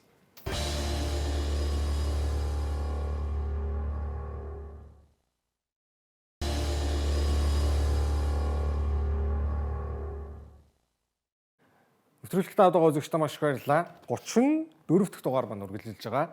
2 дугаар хэсэг за эхний хэсгээр цаг нэлээд явсан байгаа учраас 2 дугаар хэсгээр жоохон шурхалнаа. За өнгөрсөн 7 хоног бусад лигүүдээр Англиас, Британий ардаас наашаа төв Евразиах руугаа орж ирээ. Испани руу орж ирээ. За тий. Аа. За Copa del Rey. Хүүч 4-4 гинүү. Реал Мадрид Эдний Испан дээр нь би жоохон сөрөгч байцдаг юм билүү? За Төрөө манай Премьер Лиг дээрс айгүй сөрөгч байсан шүү. энэ Sociedad-ийн ихтэй хараагүй өмсгөл багч. Гаранача өмсгөл. Шаргал. Зя Андро Баранича голцоо. Эхний тоглолтод нэг тэгээр өндөрлөгчсөн байсан. Андер Баранеч 17 тоо байхдаа Реал эсрэг гол хийжсэн. Биш. Одоо саяны энэ чинь л одоо хийдэг юм довтлогч Юнайтед даалга гэж юу? Премьер Лигт хэрэгтэй шүү дээ. Юнайтед гэх болио зүгээр. Премьер Лигт даалга шүү дээ. Премьер Лигт бол гарах шүү дээ. Хий. Өөр Антони Робинс биш шүү дээ. Аа? Сүүлд Хөө яг энийг хийждэг тий? Асуудалгүй хийждэг одоо ийм довтлогч бол Премьер Лигт байхгүй л байгаа шүү. За энэ дээр 72 дээр Давид Алаба өөрийнхөө хаалганд гол хийсэн. Тэгээд 2-1 үү? Өөрөө хийж гэж хийгээгүй л дээ хөлтнөө очиж байгаа. Алаба чи 2 авт гол хийсэн юмсан. Тэгсээ. За одоо энд дахиад Алабад ойгоод орноо. Бүр Алабас сэлгээгээр орлоо бүр. Хөөе гараанд ирсэн. Чүү гэдгсэн чинь дахиад Энд одоо Алабагийн буруу гэж байх юм. Тийм үст. тийм л дээ. Тэгтээ одоо ингэ явсаар гад. Алаба Гэтэ энэ тоглолт нэр Алаба үнэхэр мод болсон. тийм энд Энэ байгаа зүгээр энэ буруу. асуулаас бусдаар те. Одоо энд чи хид хидж болчихдоо. Яг Алаба За. маш хүнд гэмтлээс эргэж ирсэн. 2 голоор Хожигч яваа. хожигдж яваад Жул Беллингем ойртуулсан. 82 дээр. Тэнгүүтээ араас нь Чомэни гол хийгээд бүр илүү гарцсан. 3-3 болж байгаа юм. Төвийн анх хамгаалагч Чуами. Тэгээ 3-3 нийлбэр дүн 4-3 илүү гарсан чинь 2 сабал хийчихсэн. Энэ дээр дээр үндсэн цагийн төгсгөлт те. Алаба хамгаалж гисэн тэр доор 2 сабалч одоо ер нь Сосидадын Карамарич нь болж байна уу тий? Сосидад ч талбай дээр нэг тэгэр хожигдсан юм. Домог нь болж үлдчихэв. за энэ одоо Алабаг хараад тэр хамгаалж байгаа. Тэр юу ч хийгээд Хаана яваа вэ Алаба? тэр доор унж Доор шүү. л. Яг энэ чинь баг жил гарангийн хүнд гэмтлээс ирээ үстэй тийм биз? Хэцүү. За цаг дуусаад нэмэлт цаг сунгасан чинь Рүдигэр. Рүдиг шиг. Яа, манай Рүдигэр. Харизмтай юм шиг. Яа. Баямаа. Рүдигрийн хаяа сандгүй. Сайхан гарч тэр нь бол. Сайхан гар. Энэ хүн чинь Өстөө сайхан. Ромад үнэхээр гондож явсан шүү дээ. Тэ нэг ийм хүн байх гоё өгдөг те. Гоё. Үзэж харах юм ихтэй. Одоо манад байна л да Жексэн гээд. Бас нэг сайхан гараа. За 4-4 нийлбэр дүн 5-4 харьцаатай Copa del Rey-ийн финал Реал Мадрид үнэхээр зовлонтойгоор шалгарлаа. Sociedad бол угаасаа эвгүй өрсөлдөгч. Гэхдээ бүр юуны Сантьяго Бернабеуд эргүүтээ 4 гол хийдэг баг бол ер нь бол их ховор шүү дээ. Барса л тийм дүү. Барса 21-р зуун гарснаас хойш Барса Сантьяго Бернабеуд 4 ба түүнээс дэш голыг 5 удаа хийсэн юм байна. Зөндөл юм шүү дээ. Реал Sociedad болохоор сая 3 дахь удаага хийж байгаа юм. Угаас олон байна шүү. Зөндөл юм биш. Бараг байдгүй юм да гэдэг. Үгүй ингээл өөр байхгүй. Ингээд болоо гэж. Ингээд болоо. Жагсаал дуусав. Хоёр л баг байгаа юм тий. Хоёр л бай. Сосидад чинь 3 дахь удаага 4 гол хийж байгаа юм шүү дээ. За ингээд нийтдээ хэдий. Анх удаа хийсэн юм шиг эхлүүлсэн тий. Өгүүлбэр тэгж эхэлсэн тий. Айгуу тий. Ер нь бараг хүн хийдгүү болтой юм. За яг тэ. За нөгөө талд харин Барса нэг тэгээ харьцсан. Ферранторос илүү. Тэгсэн. Эхнийх нь бас 4-4-ээр дууссан шүү дээ. Тий. Ингээ хоёр тоглолт энэ хоёр тоглолт чинь 5-4 Тавраа шиг голууд орлоо шүү тий. За финал хизээ болох вэ гэх аваас 4-р сарын 27-нд шилжих шөнө тэг 2 цагаас Барселона, Реал Мадрид. Энэ газар нь тодорхой болсон уу? Газар нь Севиа юу? Estadio de la Cartuja гэж 1999 оны Севиа хотод Севиа байгаа тийм. юуны Севиагийн цэнгэлдэгч биш, Бетисийн цэнгэлдэгч биш. Шиг их тоглодог баха. Тий. Испани. 99 оны хөнгөн атлетикийн дэлхийн аварга болж ирсэн 57900 600 мянган хүний суудалтай. Тийм цэнгэлдэг байна.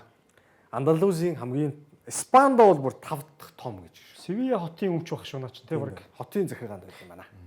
Ийм цэнгэлдэг. Юу энэ одоо за лиг бол мэдээж хэрэг хин төрүүлсэн төрүүлчин. Тэнгүүд одоо Copa del Rey бол Хин төрүүл? Барса юу? гоо хэн нэг нь одоо оноо илүү авсан төрүүлдэг.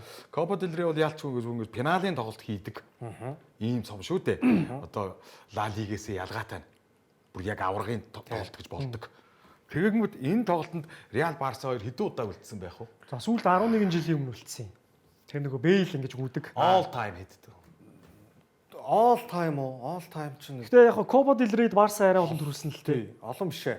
Яг финалт хоорондоо 10-ын хавцаа дээшээ доош ойрхон л байгаа.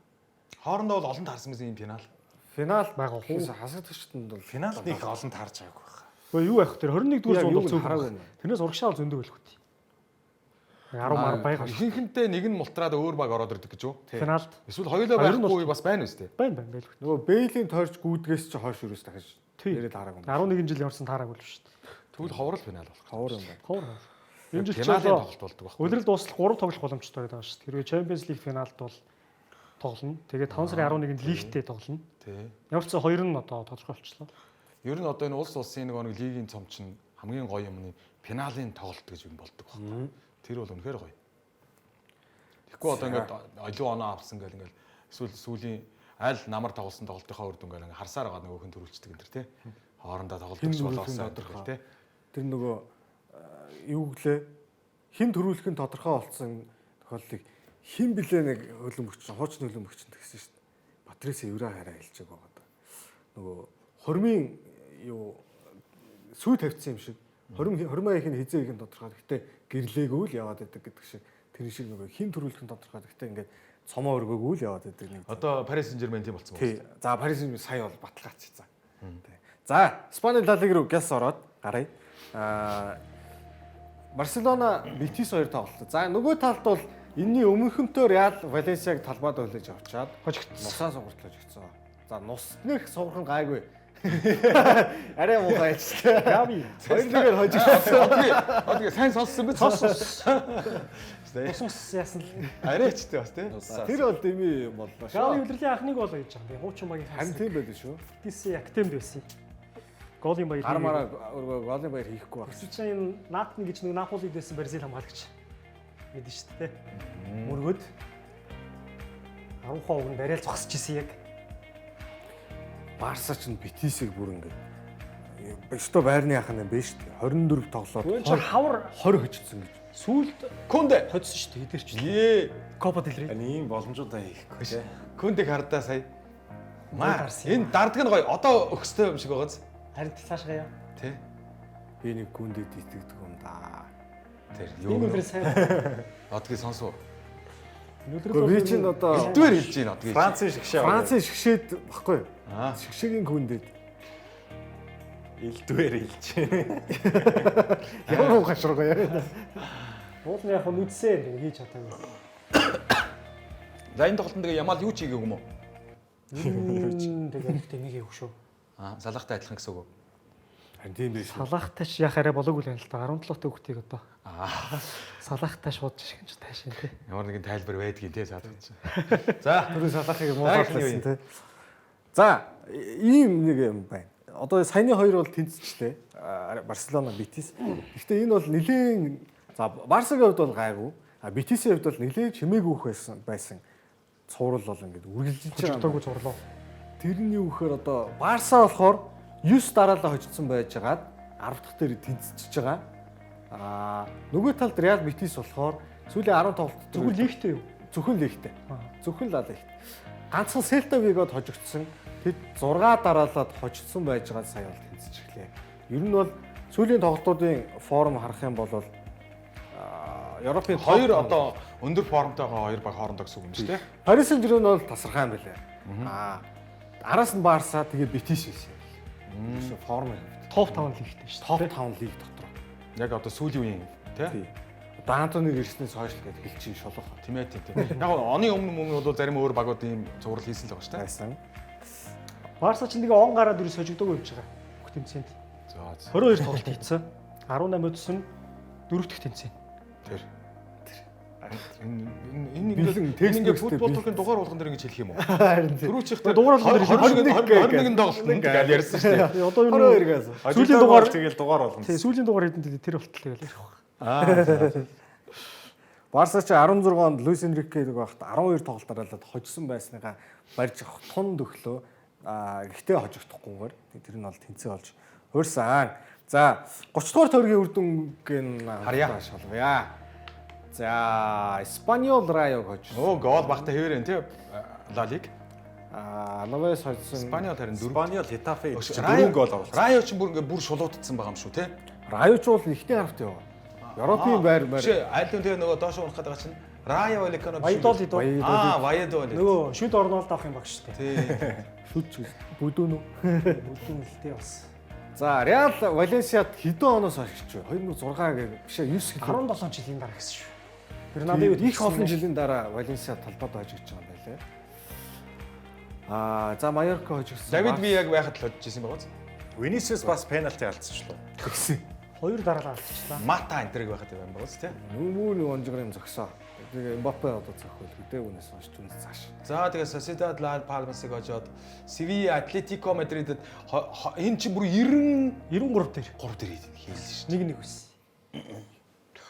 Тэгээд амар хэрэгтэй ажил авлаа Атлетико Мадрид. Атлетико ч нөгөө 90-с хойш минутанд 10 хэдэн гол хийчихв. Яваалаа тий. Яваал. За хүснэгт. Өчтөр шүн Леганаас Осасунад хийсэн юм байна шүү дээ. За 4 онооны зөрүү. Одоо нөгөө Осасунатай хийсэн бодлоо 3 оног нь хасчих юм бол ганц оноо зөрүү. Яа. Тэгээ хоорондоо тоглоно юм шиг. Хоорондоо тоглоно. Барса сая хоцсон болов 6 оноо. Гэтэ хэцүү. Тэрийг нэг хасаад тэгснэ Барсатайгаа тоглосноо дээр. Яг болоогүй нөө 8 тоглолт.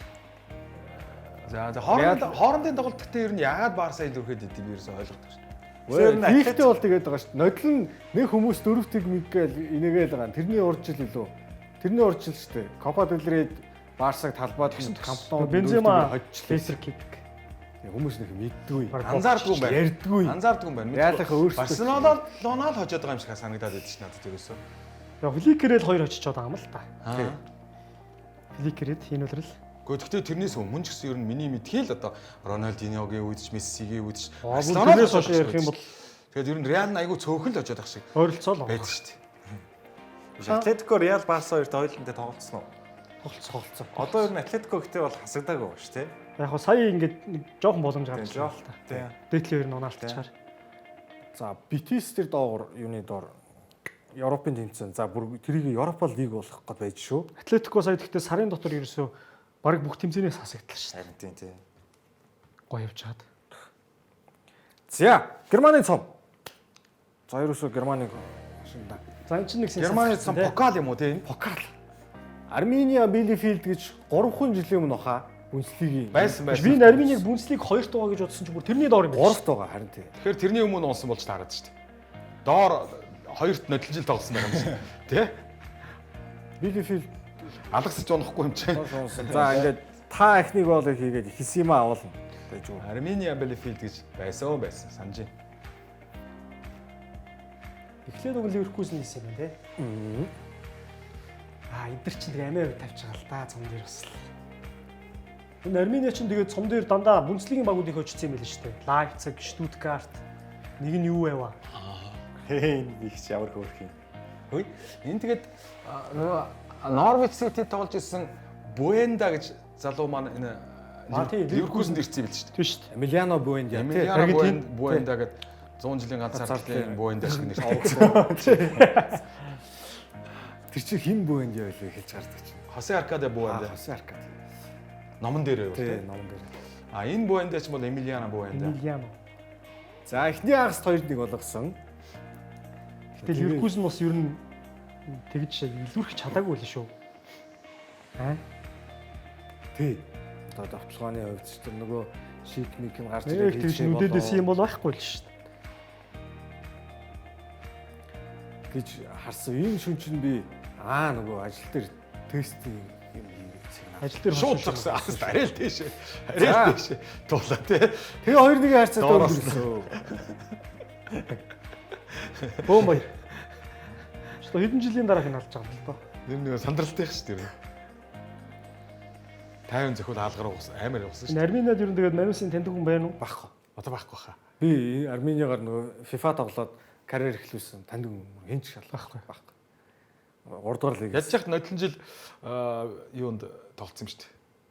Доор Доотлын доор. дахиад нэг жил тоглоод унтсан юм биш үү? Тэг бүр тэрний доош очсон юм шүү. Сүүлийн 3 жил 2 унтчих байгаа юм тий. Багийнхан зах зээлийн ханш, тоглогчны зах зээлийн ханш 60 хэдэн сая евро гээгүү байгаа та. Ливеркузен ч 800 хэд юм байлээ шүү дээ. Армения, Германы цомд энийг өмнө нь харуулж байсан. За дахиад шинжлэлдээ ороод ирлээ. Ливеркузений ард асуултын тэмдэгтэйгээр харуулж ирсэн. Дандаа том багийг очсон байгаа. Харин надад Бүнцлигийн баг дуусдаг. Хануур 2 дугаар лигийн багийг тэгэл хожоод тэгээ Union Freiburg, Werder Ливеркузен гэдэг. Одоо баг 10 жилийн өмнө бол Европод тоглож ирсэн баг шүү дээ. Ханаур ирж байгаа. Тийм үстэй. Тийм Бүнцлиг төрүүлж исэн баг баг. За тэгээ Union Berlin тунд ажгүй дундуур байж байгаа. сайн баг шүү. Эхний 6-д байж байгаа баг. Werder энэ дандаа эхний 10 Дундуур дугаар явж байгаа тийм. Bayer Leverkusen дандаа 10 дугаар байна. Штутгартыг гусаа төрүүлчихүүлнаач одоо ер нь Штутгартыг арай барахгүй хаа. 3 дугаар лигийн баг эргчил Европа лигт орол сони юм шүү. Сонин. Штутгартыг арай барахгүй хаа. Штутгарт манай Демир байгаа ч байгаа. Тэр жил нэг чемпионшипийн баг Европын тэмцээнд ороод илүү. Бирмингем лигийн цом төрүүлээд Европад орчлоо. Европод Тэр чинь өөрөөсөө унах нь тодорхой болсон байна. Тэр чинь хэдэн он бэлээ? 11 билүү 10 тэр хавцаал тий. 10 11 12 хавцсан. Кошелны хаалгачтайгаа мөн зэрэгцээд Тийм. өгчдөггүй юу? Штутгарт Демирович байгаа үстэй. Мэдэхгүй. Бага сая Петрик хийсэн. Петрик хийгээдсэн те. Тий. Демирович арай барахгүй хоо. Финал бол Бас Аз юм. Босс лигийн тоглогч Демировичтай бас жоохон дуртай. Бундслигийн 3 багийг дараалан одоо 2 өөр үлрэл одоо ингэж дараалан хоцсон тохиол Армения Биелефельд. Өөрөөсөө 14-15 үлрэл бас Бундслигийн 3 багийг одоо Германы цомоос мулчилж байсан юм байна. 10 жилийн өмнө юм уу тийм. Тийм 10 жилийн өмнө. Тэр үедээ доотлогт байсан юм уу да. Тэгсэн баха нэг гарч Бундслиг руу гарч ирээ удаагүй шүү дээ. Армени л чинь те 1 жил тоглоо 2 жил тоглоо. Гарч ирэл уучдаг тэгээд буутсан шүү дээ. Дөрөвт удаага хагас гişэд гарч ирээд анх удаага финал руу гарч байгаа юм. Анх удаа юм. Анх удаага юм. 16 6 5 он тэгээд тэрнээс өмнөх тохиолдлууд хагас гişээс дандаа мултарж ирсэн. За Германы Бундслигийн үр дүн хүснэгтийг хараад нэлээд завсарлаа. За Байерн очсон би Штутгартын нэрийг 7 хоног болгон буруу. Байерн айгуу гоё яан л штэ те. Мусиала, Кейн, Мусиала харин гимтсэн шүү. Мусиала гимтсэн. Би бас Кейнийг гимтчихүү гэсэн чинь Кейн гайгүй босч ирсэн. Байерн гэдэг айгуу бэртлийн асуудал. Мөргөж байна Дэвс лээ. байхгүй. Мусиала одоо маргааш яах юм бэ? Тий. Штутгарт Боохумыг одоо унах гэж байгаа багийг бүр байхгүй болголоо. Хайдингхэм унах гэж яхад нь бүр байхгүй болголоо. Холштайн, Фрайбург сэргэж өгдөггүй. Дортмунд ч манай нөгөө Чукумека Челсигийн шүү дээ. Тий. Тэр этгээд очсон голд ч юм. Челси танах хоёр ер нь бас нэг 100 зин тий. Тийм байна. Нөгөө Шипи харилцаатай. тий нөгөө химийн Хамтаа ярьсан Максим заацсан ирээ тий. Майнц айгуу дажгүй топ 4-д явж байгаа багийг Холштайн хожиж тийм аа. Холштайн хэрэгтэй болсон байна. За Лайпциг манай Кармаричийн баг хожсон байна. Франкфурт Лайпциг хожсон бол одоо 4 рүү гарлаа шүү дээ. Вердрийг Франкфурт хожиж Франкфурт ер нь гайгүй болоод байна уу сүүлийн үед. Топ 4-т өдөр нь орохоор л болчих. За Гладбах Сан Паулыг хожижээ. Өшин Гладбахын хаалгач чинь юу Люксембург хаалгач байт юм шүү дээ. Хин баг байлээ. Нэг залуу байлээ. Арай л тийм Испандуу нэртэй залуу байлээ. Люксембург хаалгач юм байл. Нүүрцэн манай тэр штейг нь л байсан юм. За хүснэгт. За сая Лайпциг хожсон бол дэше гарах байлаа. Бүр Франкфурттой оноо тэнцэх байлаа. За 6 төгрөг 6 оноо барих уу? Байхгүй. Бодлоо юу? Хэцүүтэй баяр байхгүй. Амаргүй. 4 өрсөлдөөн гоё гоц. Тий, 4 өрсөлдөөн бол одоо гоё. Гладбах байж. Дортмундд ч боломж өгнө байна. Фрайбург байж. Дортмунд ер нь сүүлийн хэдэн тойрог 8 ураг бай. Бас 10 11 тэл үзсэн. Тийм биш. Дортмунд дэше Яваад байгаа. 4 7 хоногт 10 тайсан шүү. Тий. Оноо Тэглүү нэг эхний өсөлтөнд эхний 10-д орж ирлээ гэж ярьж байлаа. Тий. Тэгээ одоо 8 гэдэг эн чинь одоо даврааж болохгүй л байна л да. Я Барсатай тоглох юм бол форм сайд. Барын золцгой баг дээр одоо дарчхаар баг алгуу гэдэг. Дортмунд ч нэр одоо Барселонатай аврагуудын лигт маргааш. маргааш. Надад ч хойно гуруулаа тоглоод илээ бас. Аха. Шиний юм туршаад байна. Аха. Бас тэр нь болоод байна. Ажиллаад байна. За. Тэг маргааш яах нь харъя та. Тэгээ да. За Германы аврагуудын лиг өрсөлдөөн бол харин гоё байгаа юм байна шүү. Болоод ирж байгаа юм байна шүү. Сая баахан наалтсны дараачаар. За энэ чинь цаг 14. За завсарлаа. Завсарлаад орж ирэхдээ Италиар хэдүүлээ аялах болно. Францаар очих болно. Комоноор ирэг дээр очих уугүй. Комод очихгүй. Аврагуудын лиг Европа лигийн энэ 7 хоногийн хуваар шүгийн 8 хуваарийг хамтдаа харах бол нэвтрүүлгийн ерөнхий ивент тэтгэгч сайн сайхныг санхүүжүүл нурайтай Голомт банк нэвтрүүлгийн алтан ивент тэтгэгчээр өөрийн бараг сэрээ Tiger брэнд ажиллаж байгаа болох таатай байна. Хэсэг хугацаанд завсарлаад олцсон.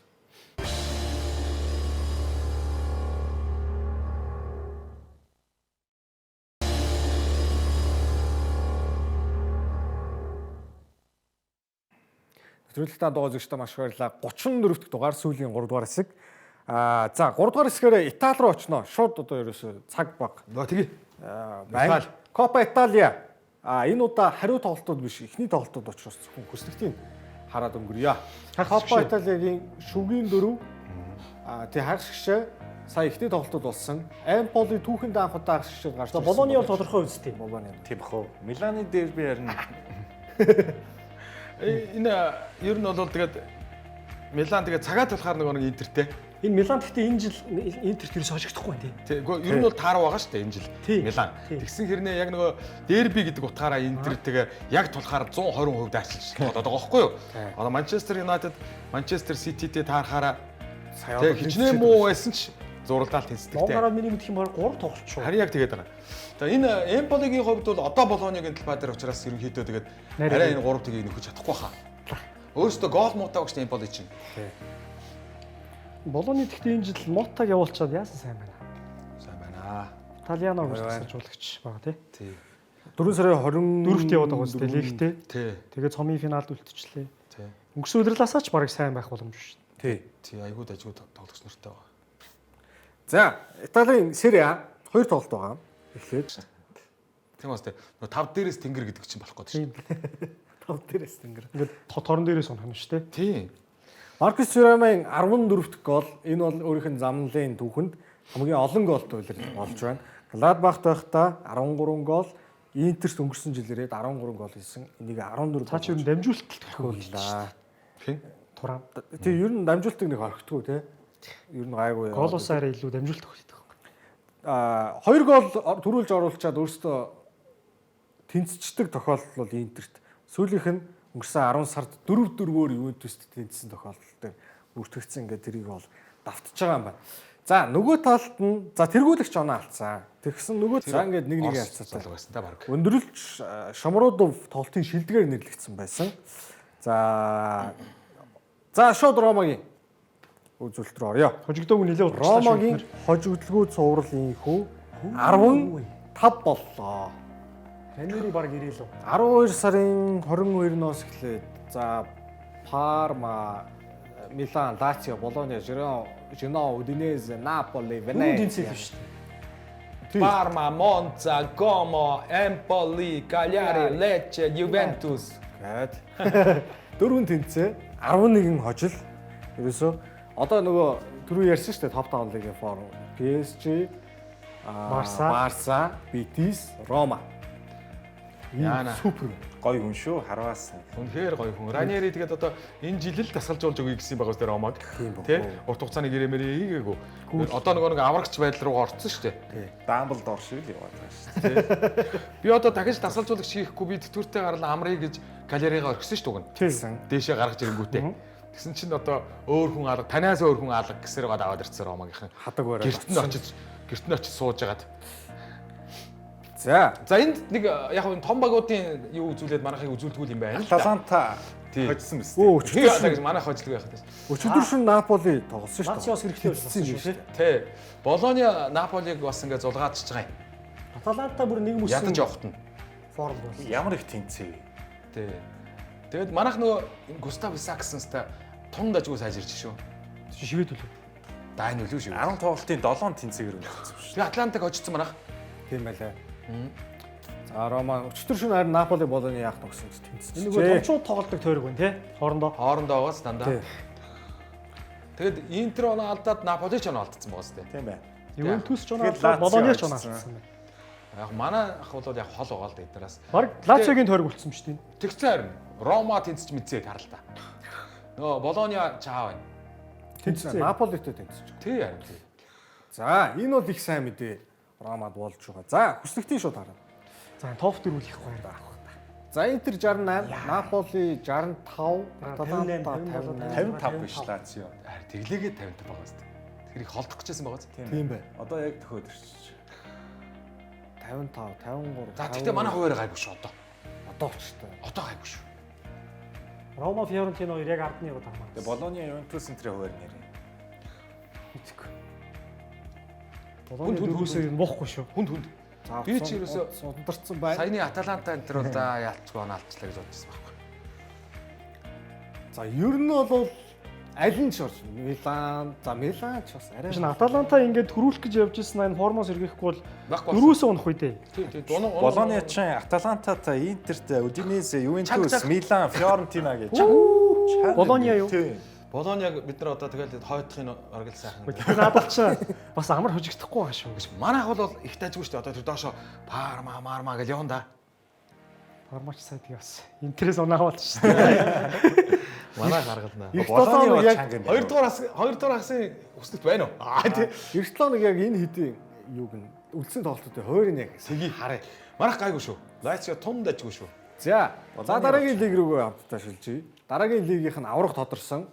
Одоо энэ Жино Лечи мичи байна. Цом авцсан уу? 6 төгрөг юм уу? За тийм бахав. Эдгээр чинь баг цогтой шүү. 34 болцсон л тоо нэг тоглолтноос. Тий, баг цог. Үзлэг шиг 6 тоглолт. Франц лигийн аваргын өнгөснөгтийг хараад нийтдээ одоо ерөөсөө Paris Saint-Germain энэ бол 13 дахь дөрөв. За бусдын нь болохоор хизээ сүл төрүүлсэн бэ гэдэг нь сонирн байх гэж бодлоо. Тийм биш. Saint-Étienne 81 онд хамгийн сүл төрүүлсэн. Тий. Marseille 10 төрүүлсэн. Monaco 17 он төрүүлсэн. Nantes 2001 он, Lyon 2008. Леон энэ 7-нд баг дараалцдаг үлээ. Дараалсан 7. Дараас 7. Тий. Тэгээ өөр байхгүй. Тэгээ Бордод чинь манай хэн байсан шүү дээ нөгөө Шамах. тий, Марун Шамах байгаас гадна Марун Шамах үү? Би буруу Тийм хэлээд дараалж байгаа чинь Том хэдий. Шамах байсан. тийм нэртэй Марун гэдэг нэр. Марон Шамах. Марун Шамах. Арсенал руу явчихдаг. Би нөгөө Марун 5 шиг Тэгээ PSG чинь сүүлийн 13 жил 11 төрүүлчихэж байгаа юм лээ. Тэгээ дундуур нь орсон нь Монако, Лил хоёр юм аашин. Жиниак чинь бас Бордод байлуу. Андре Пьер Жиниа. Магадгүй. байсан. Тэгээ дараа нь Лион руу явсан шүү дээ. За.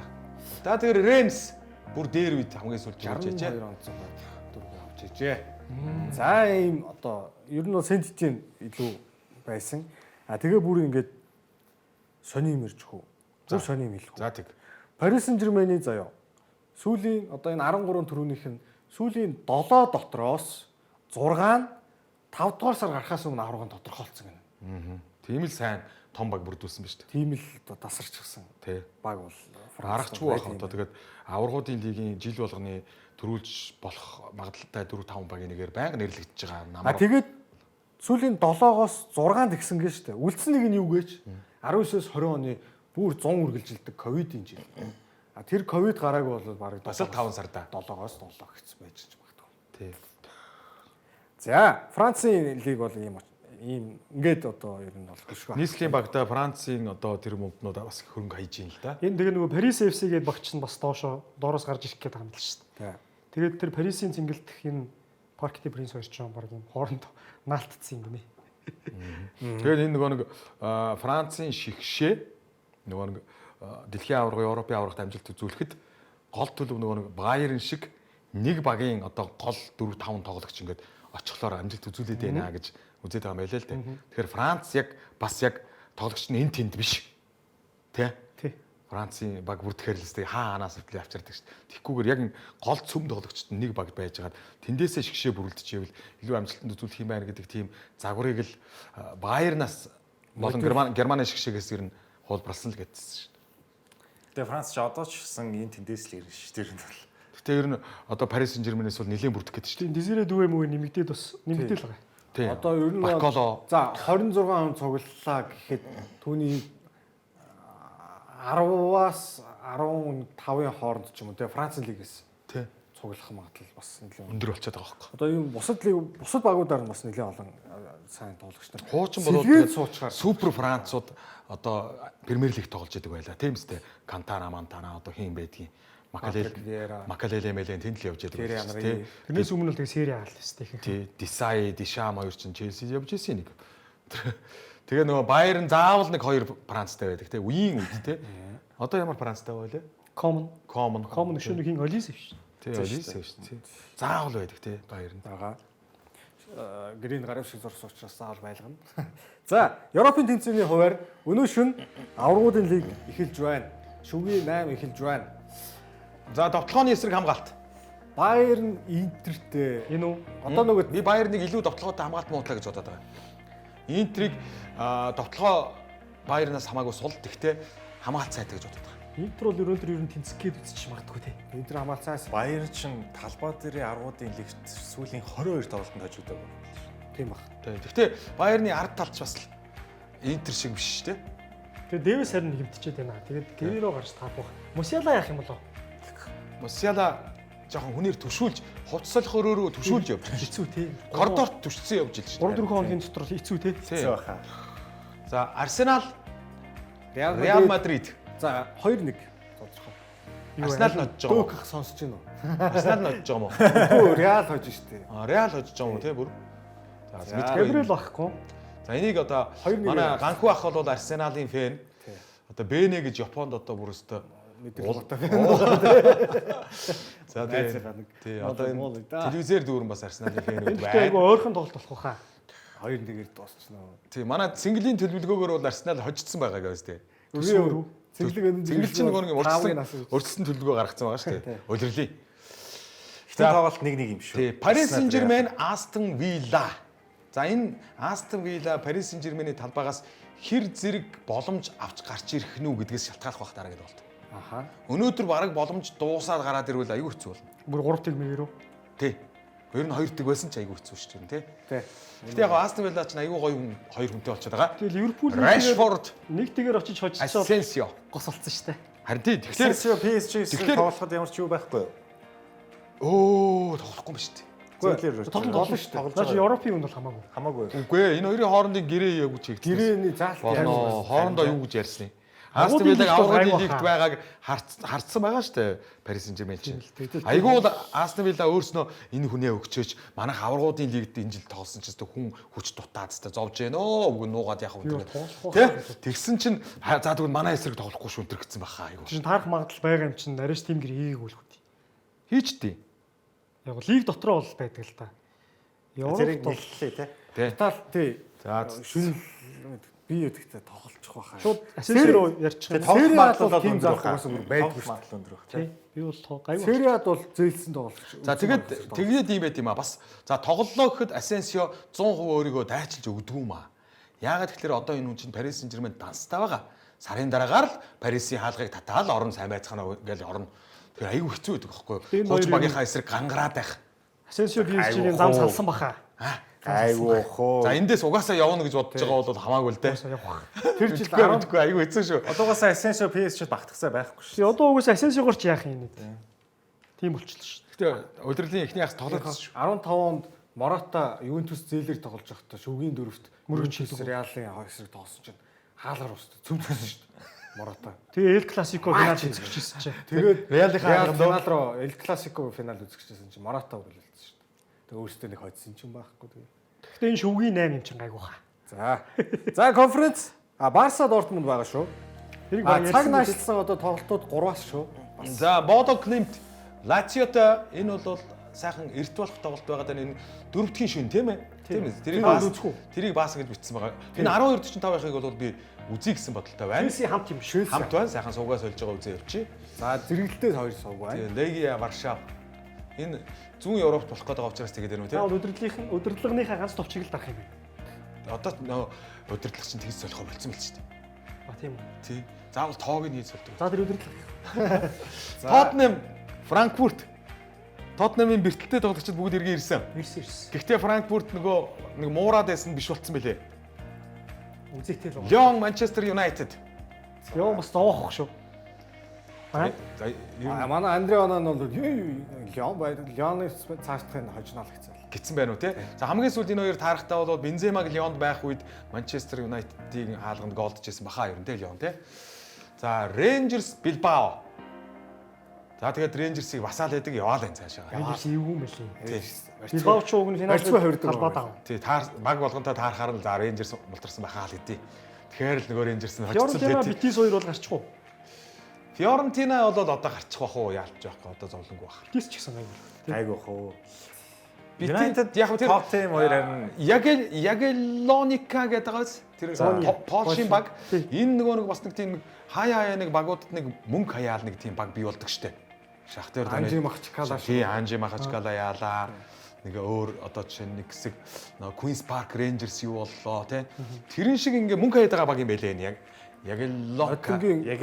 Польшийн лигийн аврах шүү дээ. Тий. Уг нь бол Легия ч бол түүхт баг нь шүү дээ. Ягеллоны шиг анх удаа гэсэн үг. Өөр социалист байх үед нь Легия Варшав чинь айгуу олон байсан. дараа юм. Тэр одоо Боник нүртэл энийг багаар дамжаад явцсан. Харин энэ Ягеллония гэдэг баг ч бол шинээр бий болсон мөнгө хайж байгаа баг юм байлээ. Тэгэхээр энэ багт айгүй олон тийм юун тоглогчд байгаа байхгүй юу? Африкийн, Өмнөд Америкийн одоо яаж яваад хүрээд ирсэн гэмээр тийм ур чадвар өндөртэй тийм хүмүүс байгаа байхгүй юу? Казанс Мазасыг аваад ирсэн юм тий. Тийм.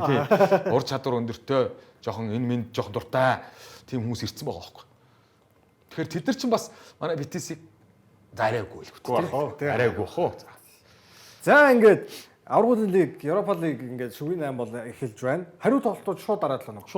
Шууд дараа 7 хоногт бол ингээд явагдаад өндөрлөөд явах нэ. За бүр цаг ер нь бол хитэрч эхлэв. Та гуравтаа маш их баярлалаа. Хамт байсан үзэгчдээ маш их баярлалаа. Өнөөдрийн дугаар 34 дахь дугаар байлаа. Эх 7 хоног тэгээд аврагуудын лигийн шүгий 8, Европа лигийн шүгий 8 эхний тоглолтууд юу болов гэдэг талаар голчлон ярих болно. Нэвтрүүлгийн ерөнхий ивент тэтгэгч сайн сайхныг санхүүжүүлнэ. Урайтай Голомт банк нэвтрүүлгийн алт ивент тэтгэгчээр өөрийн бараг эсрэг Tiger брэнд ажиллаж байгааг болгох дата байна. Эх 7 хоногт энэ цагтаа эргээд уулзъя. Баяр таа үзэгчдээ.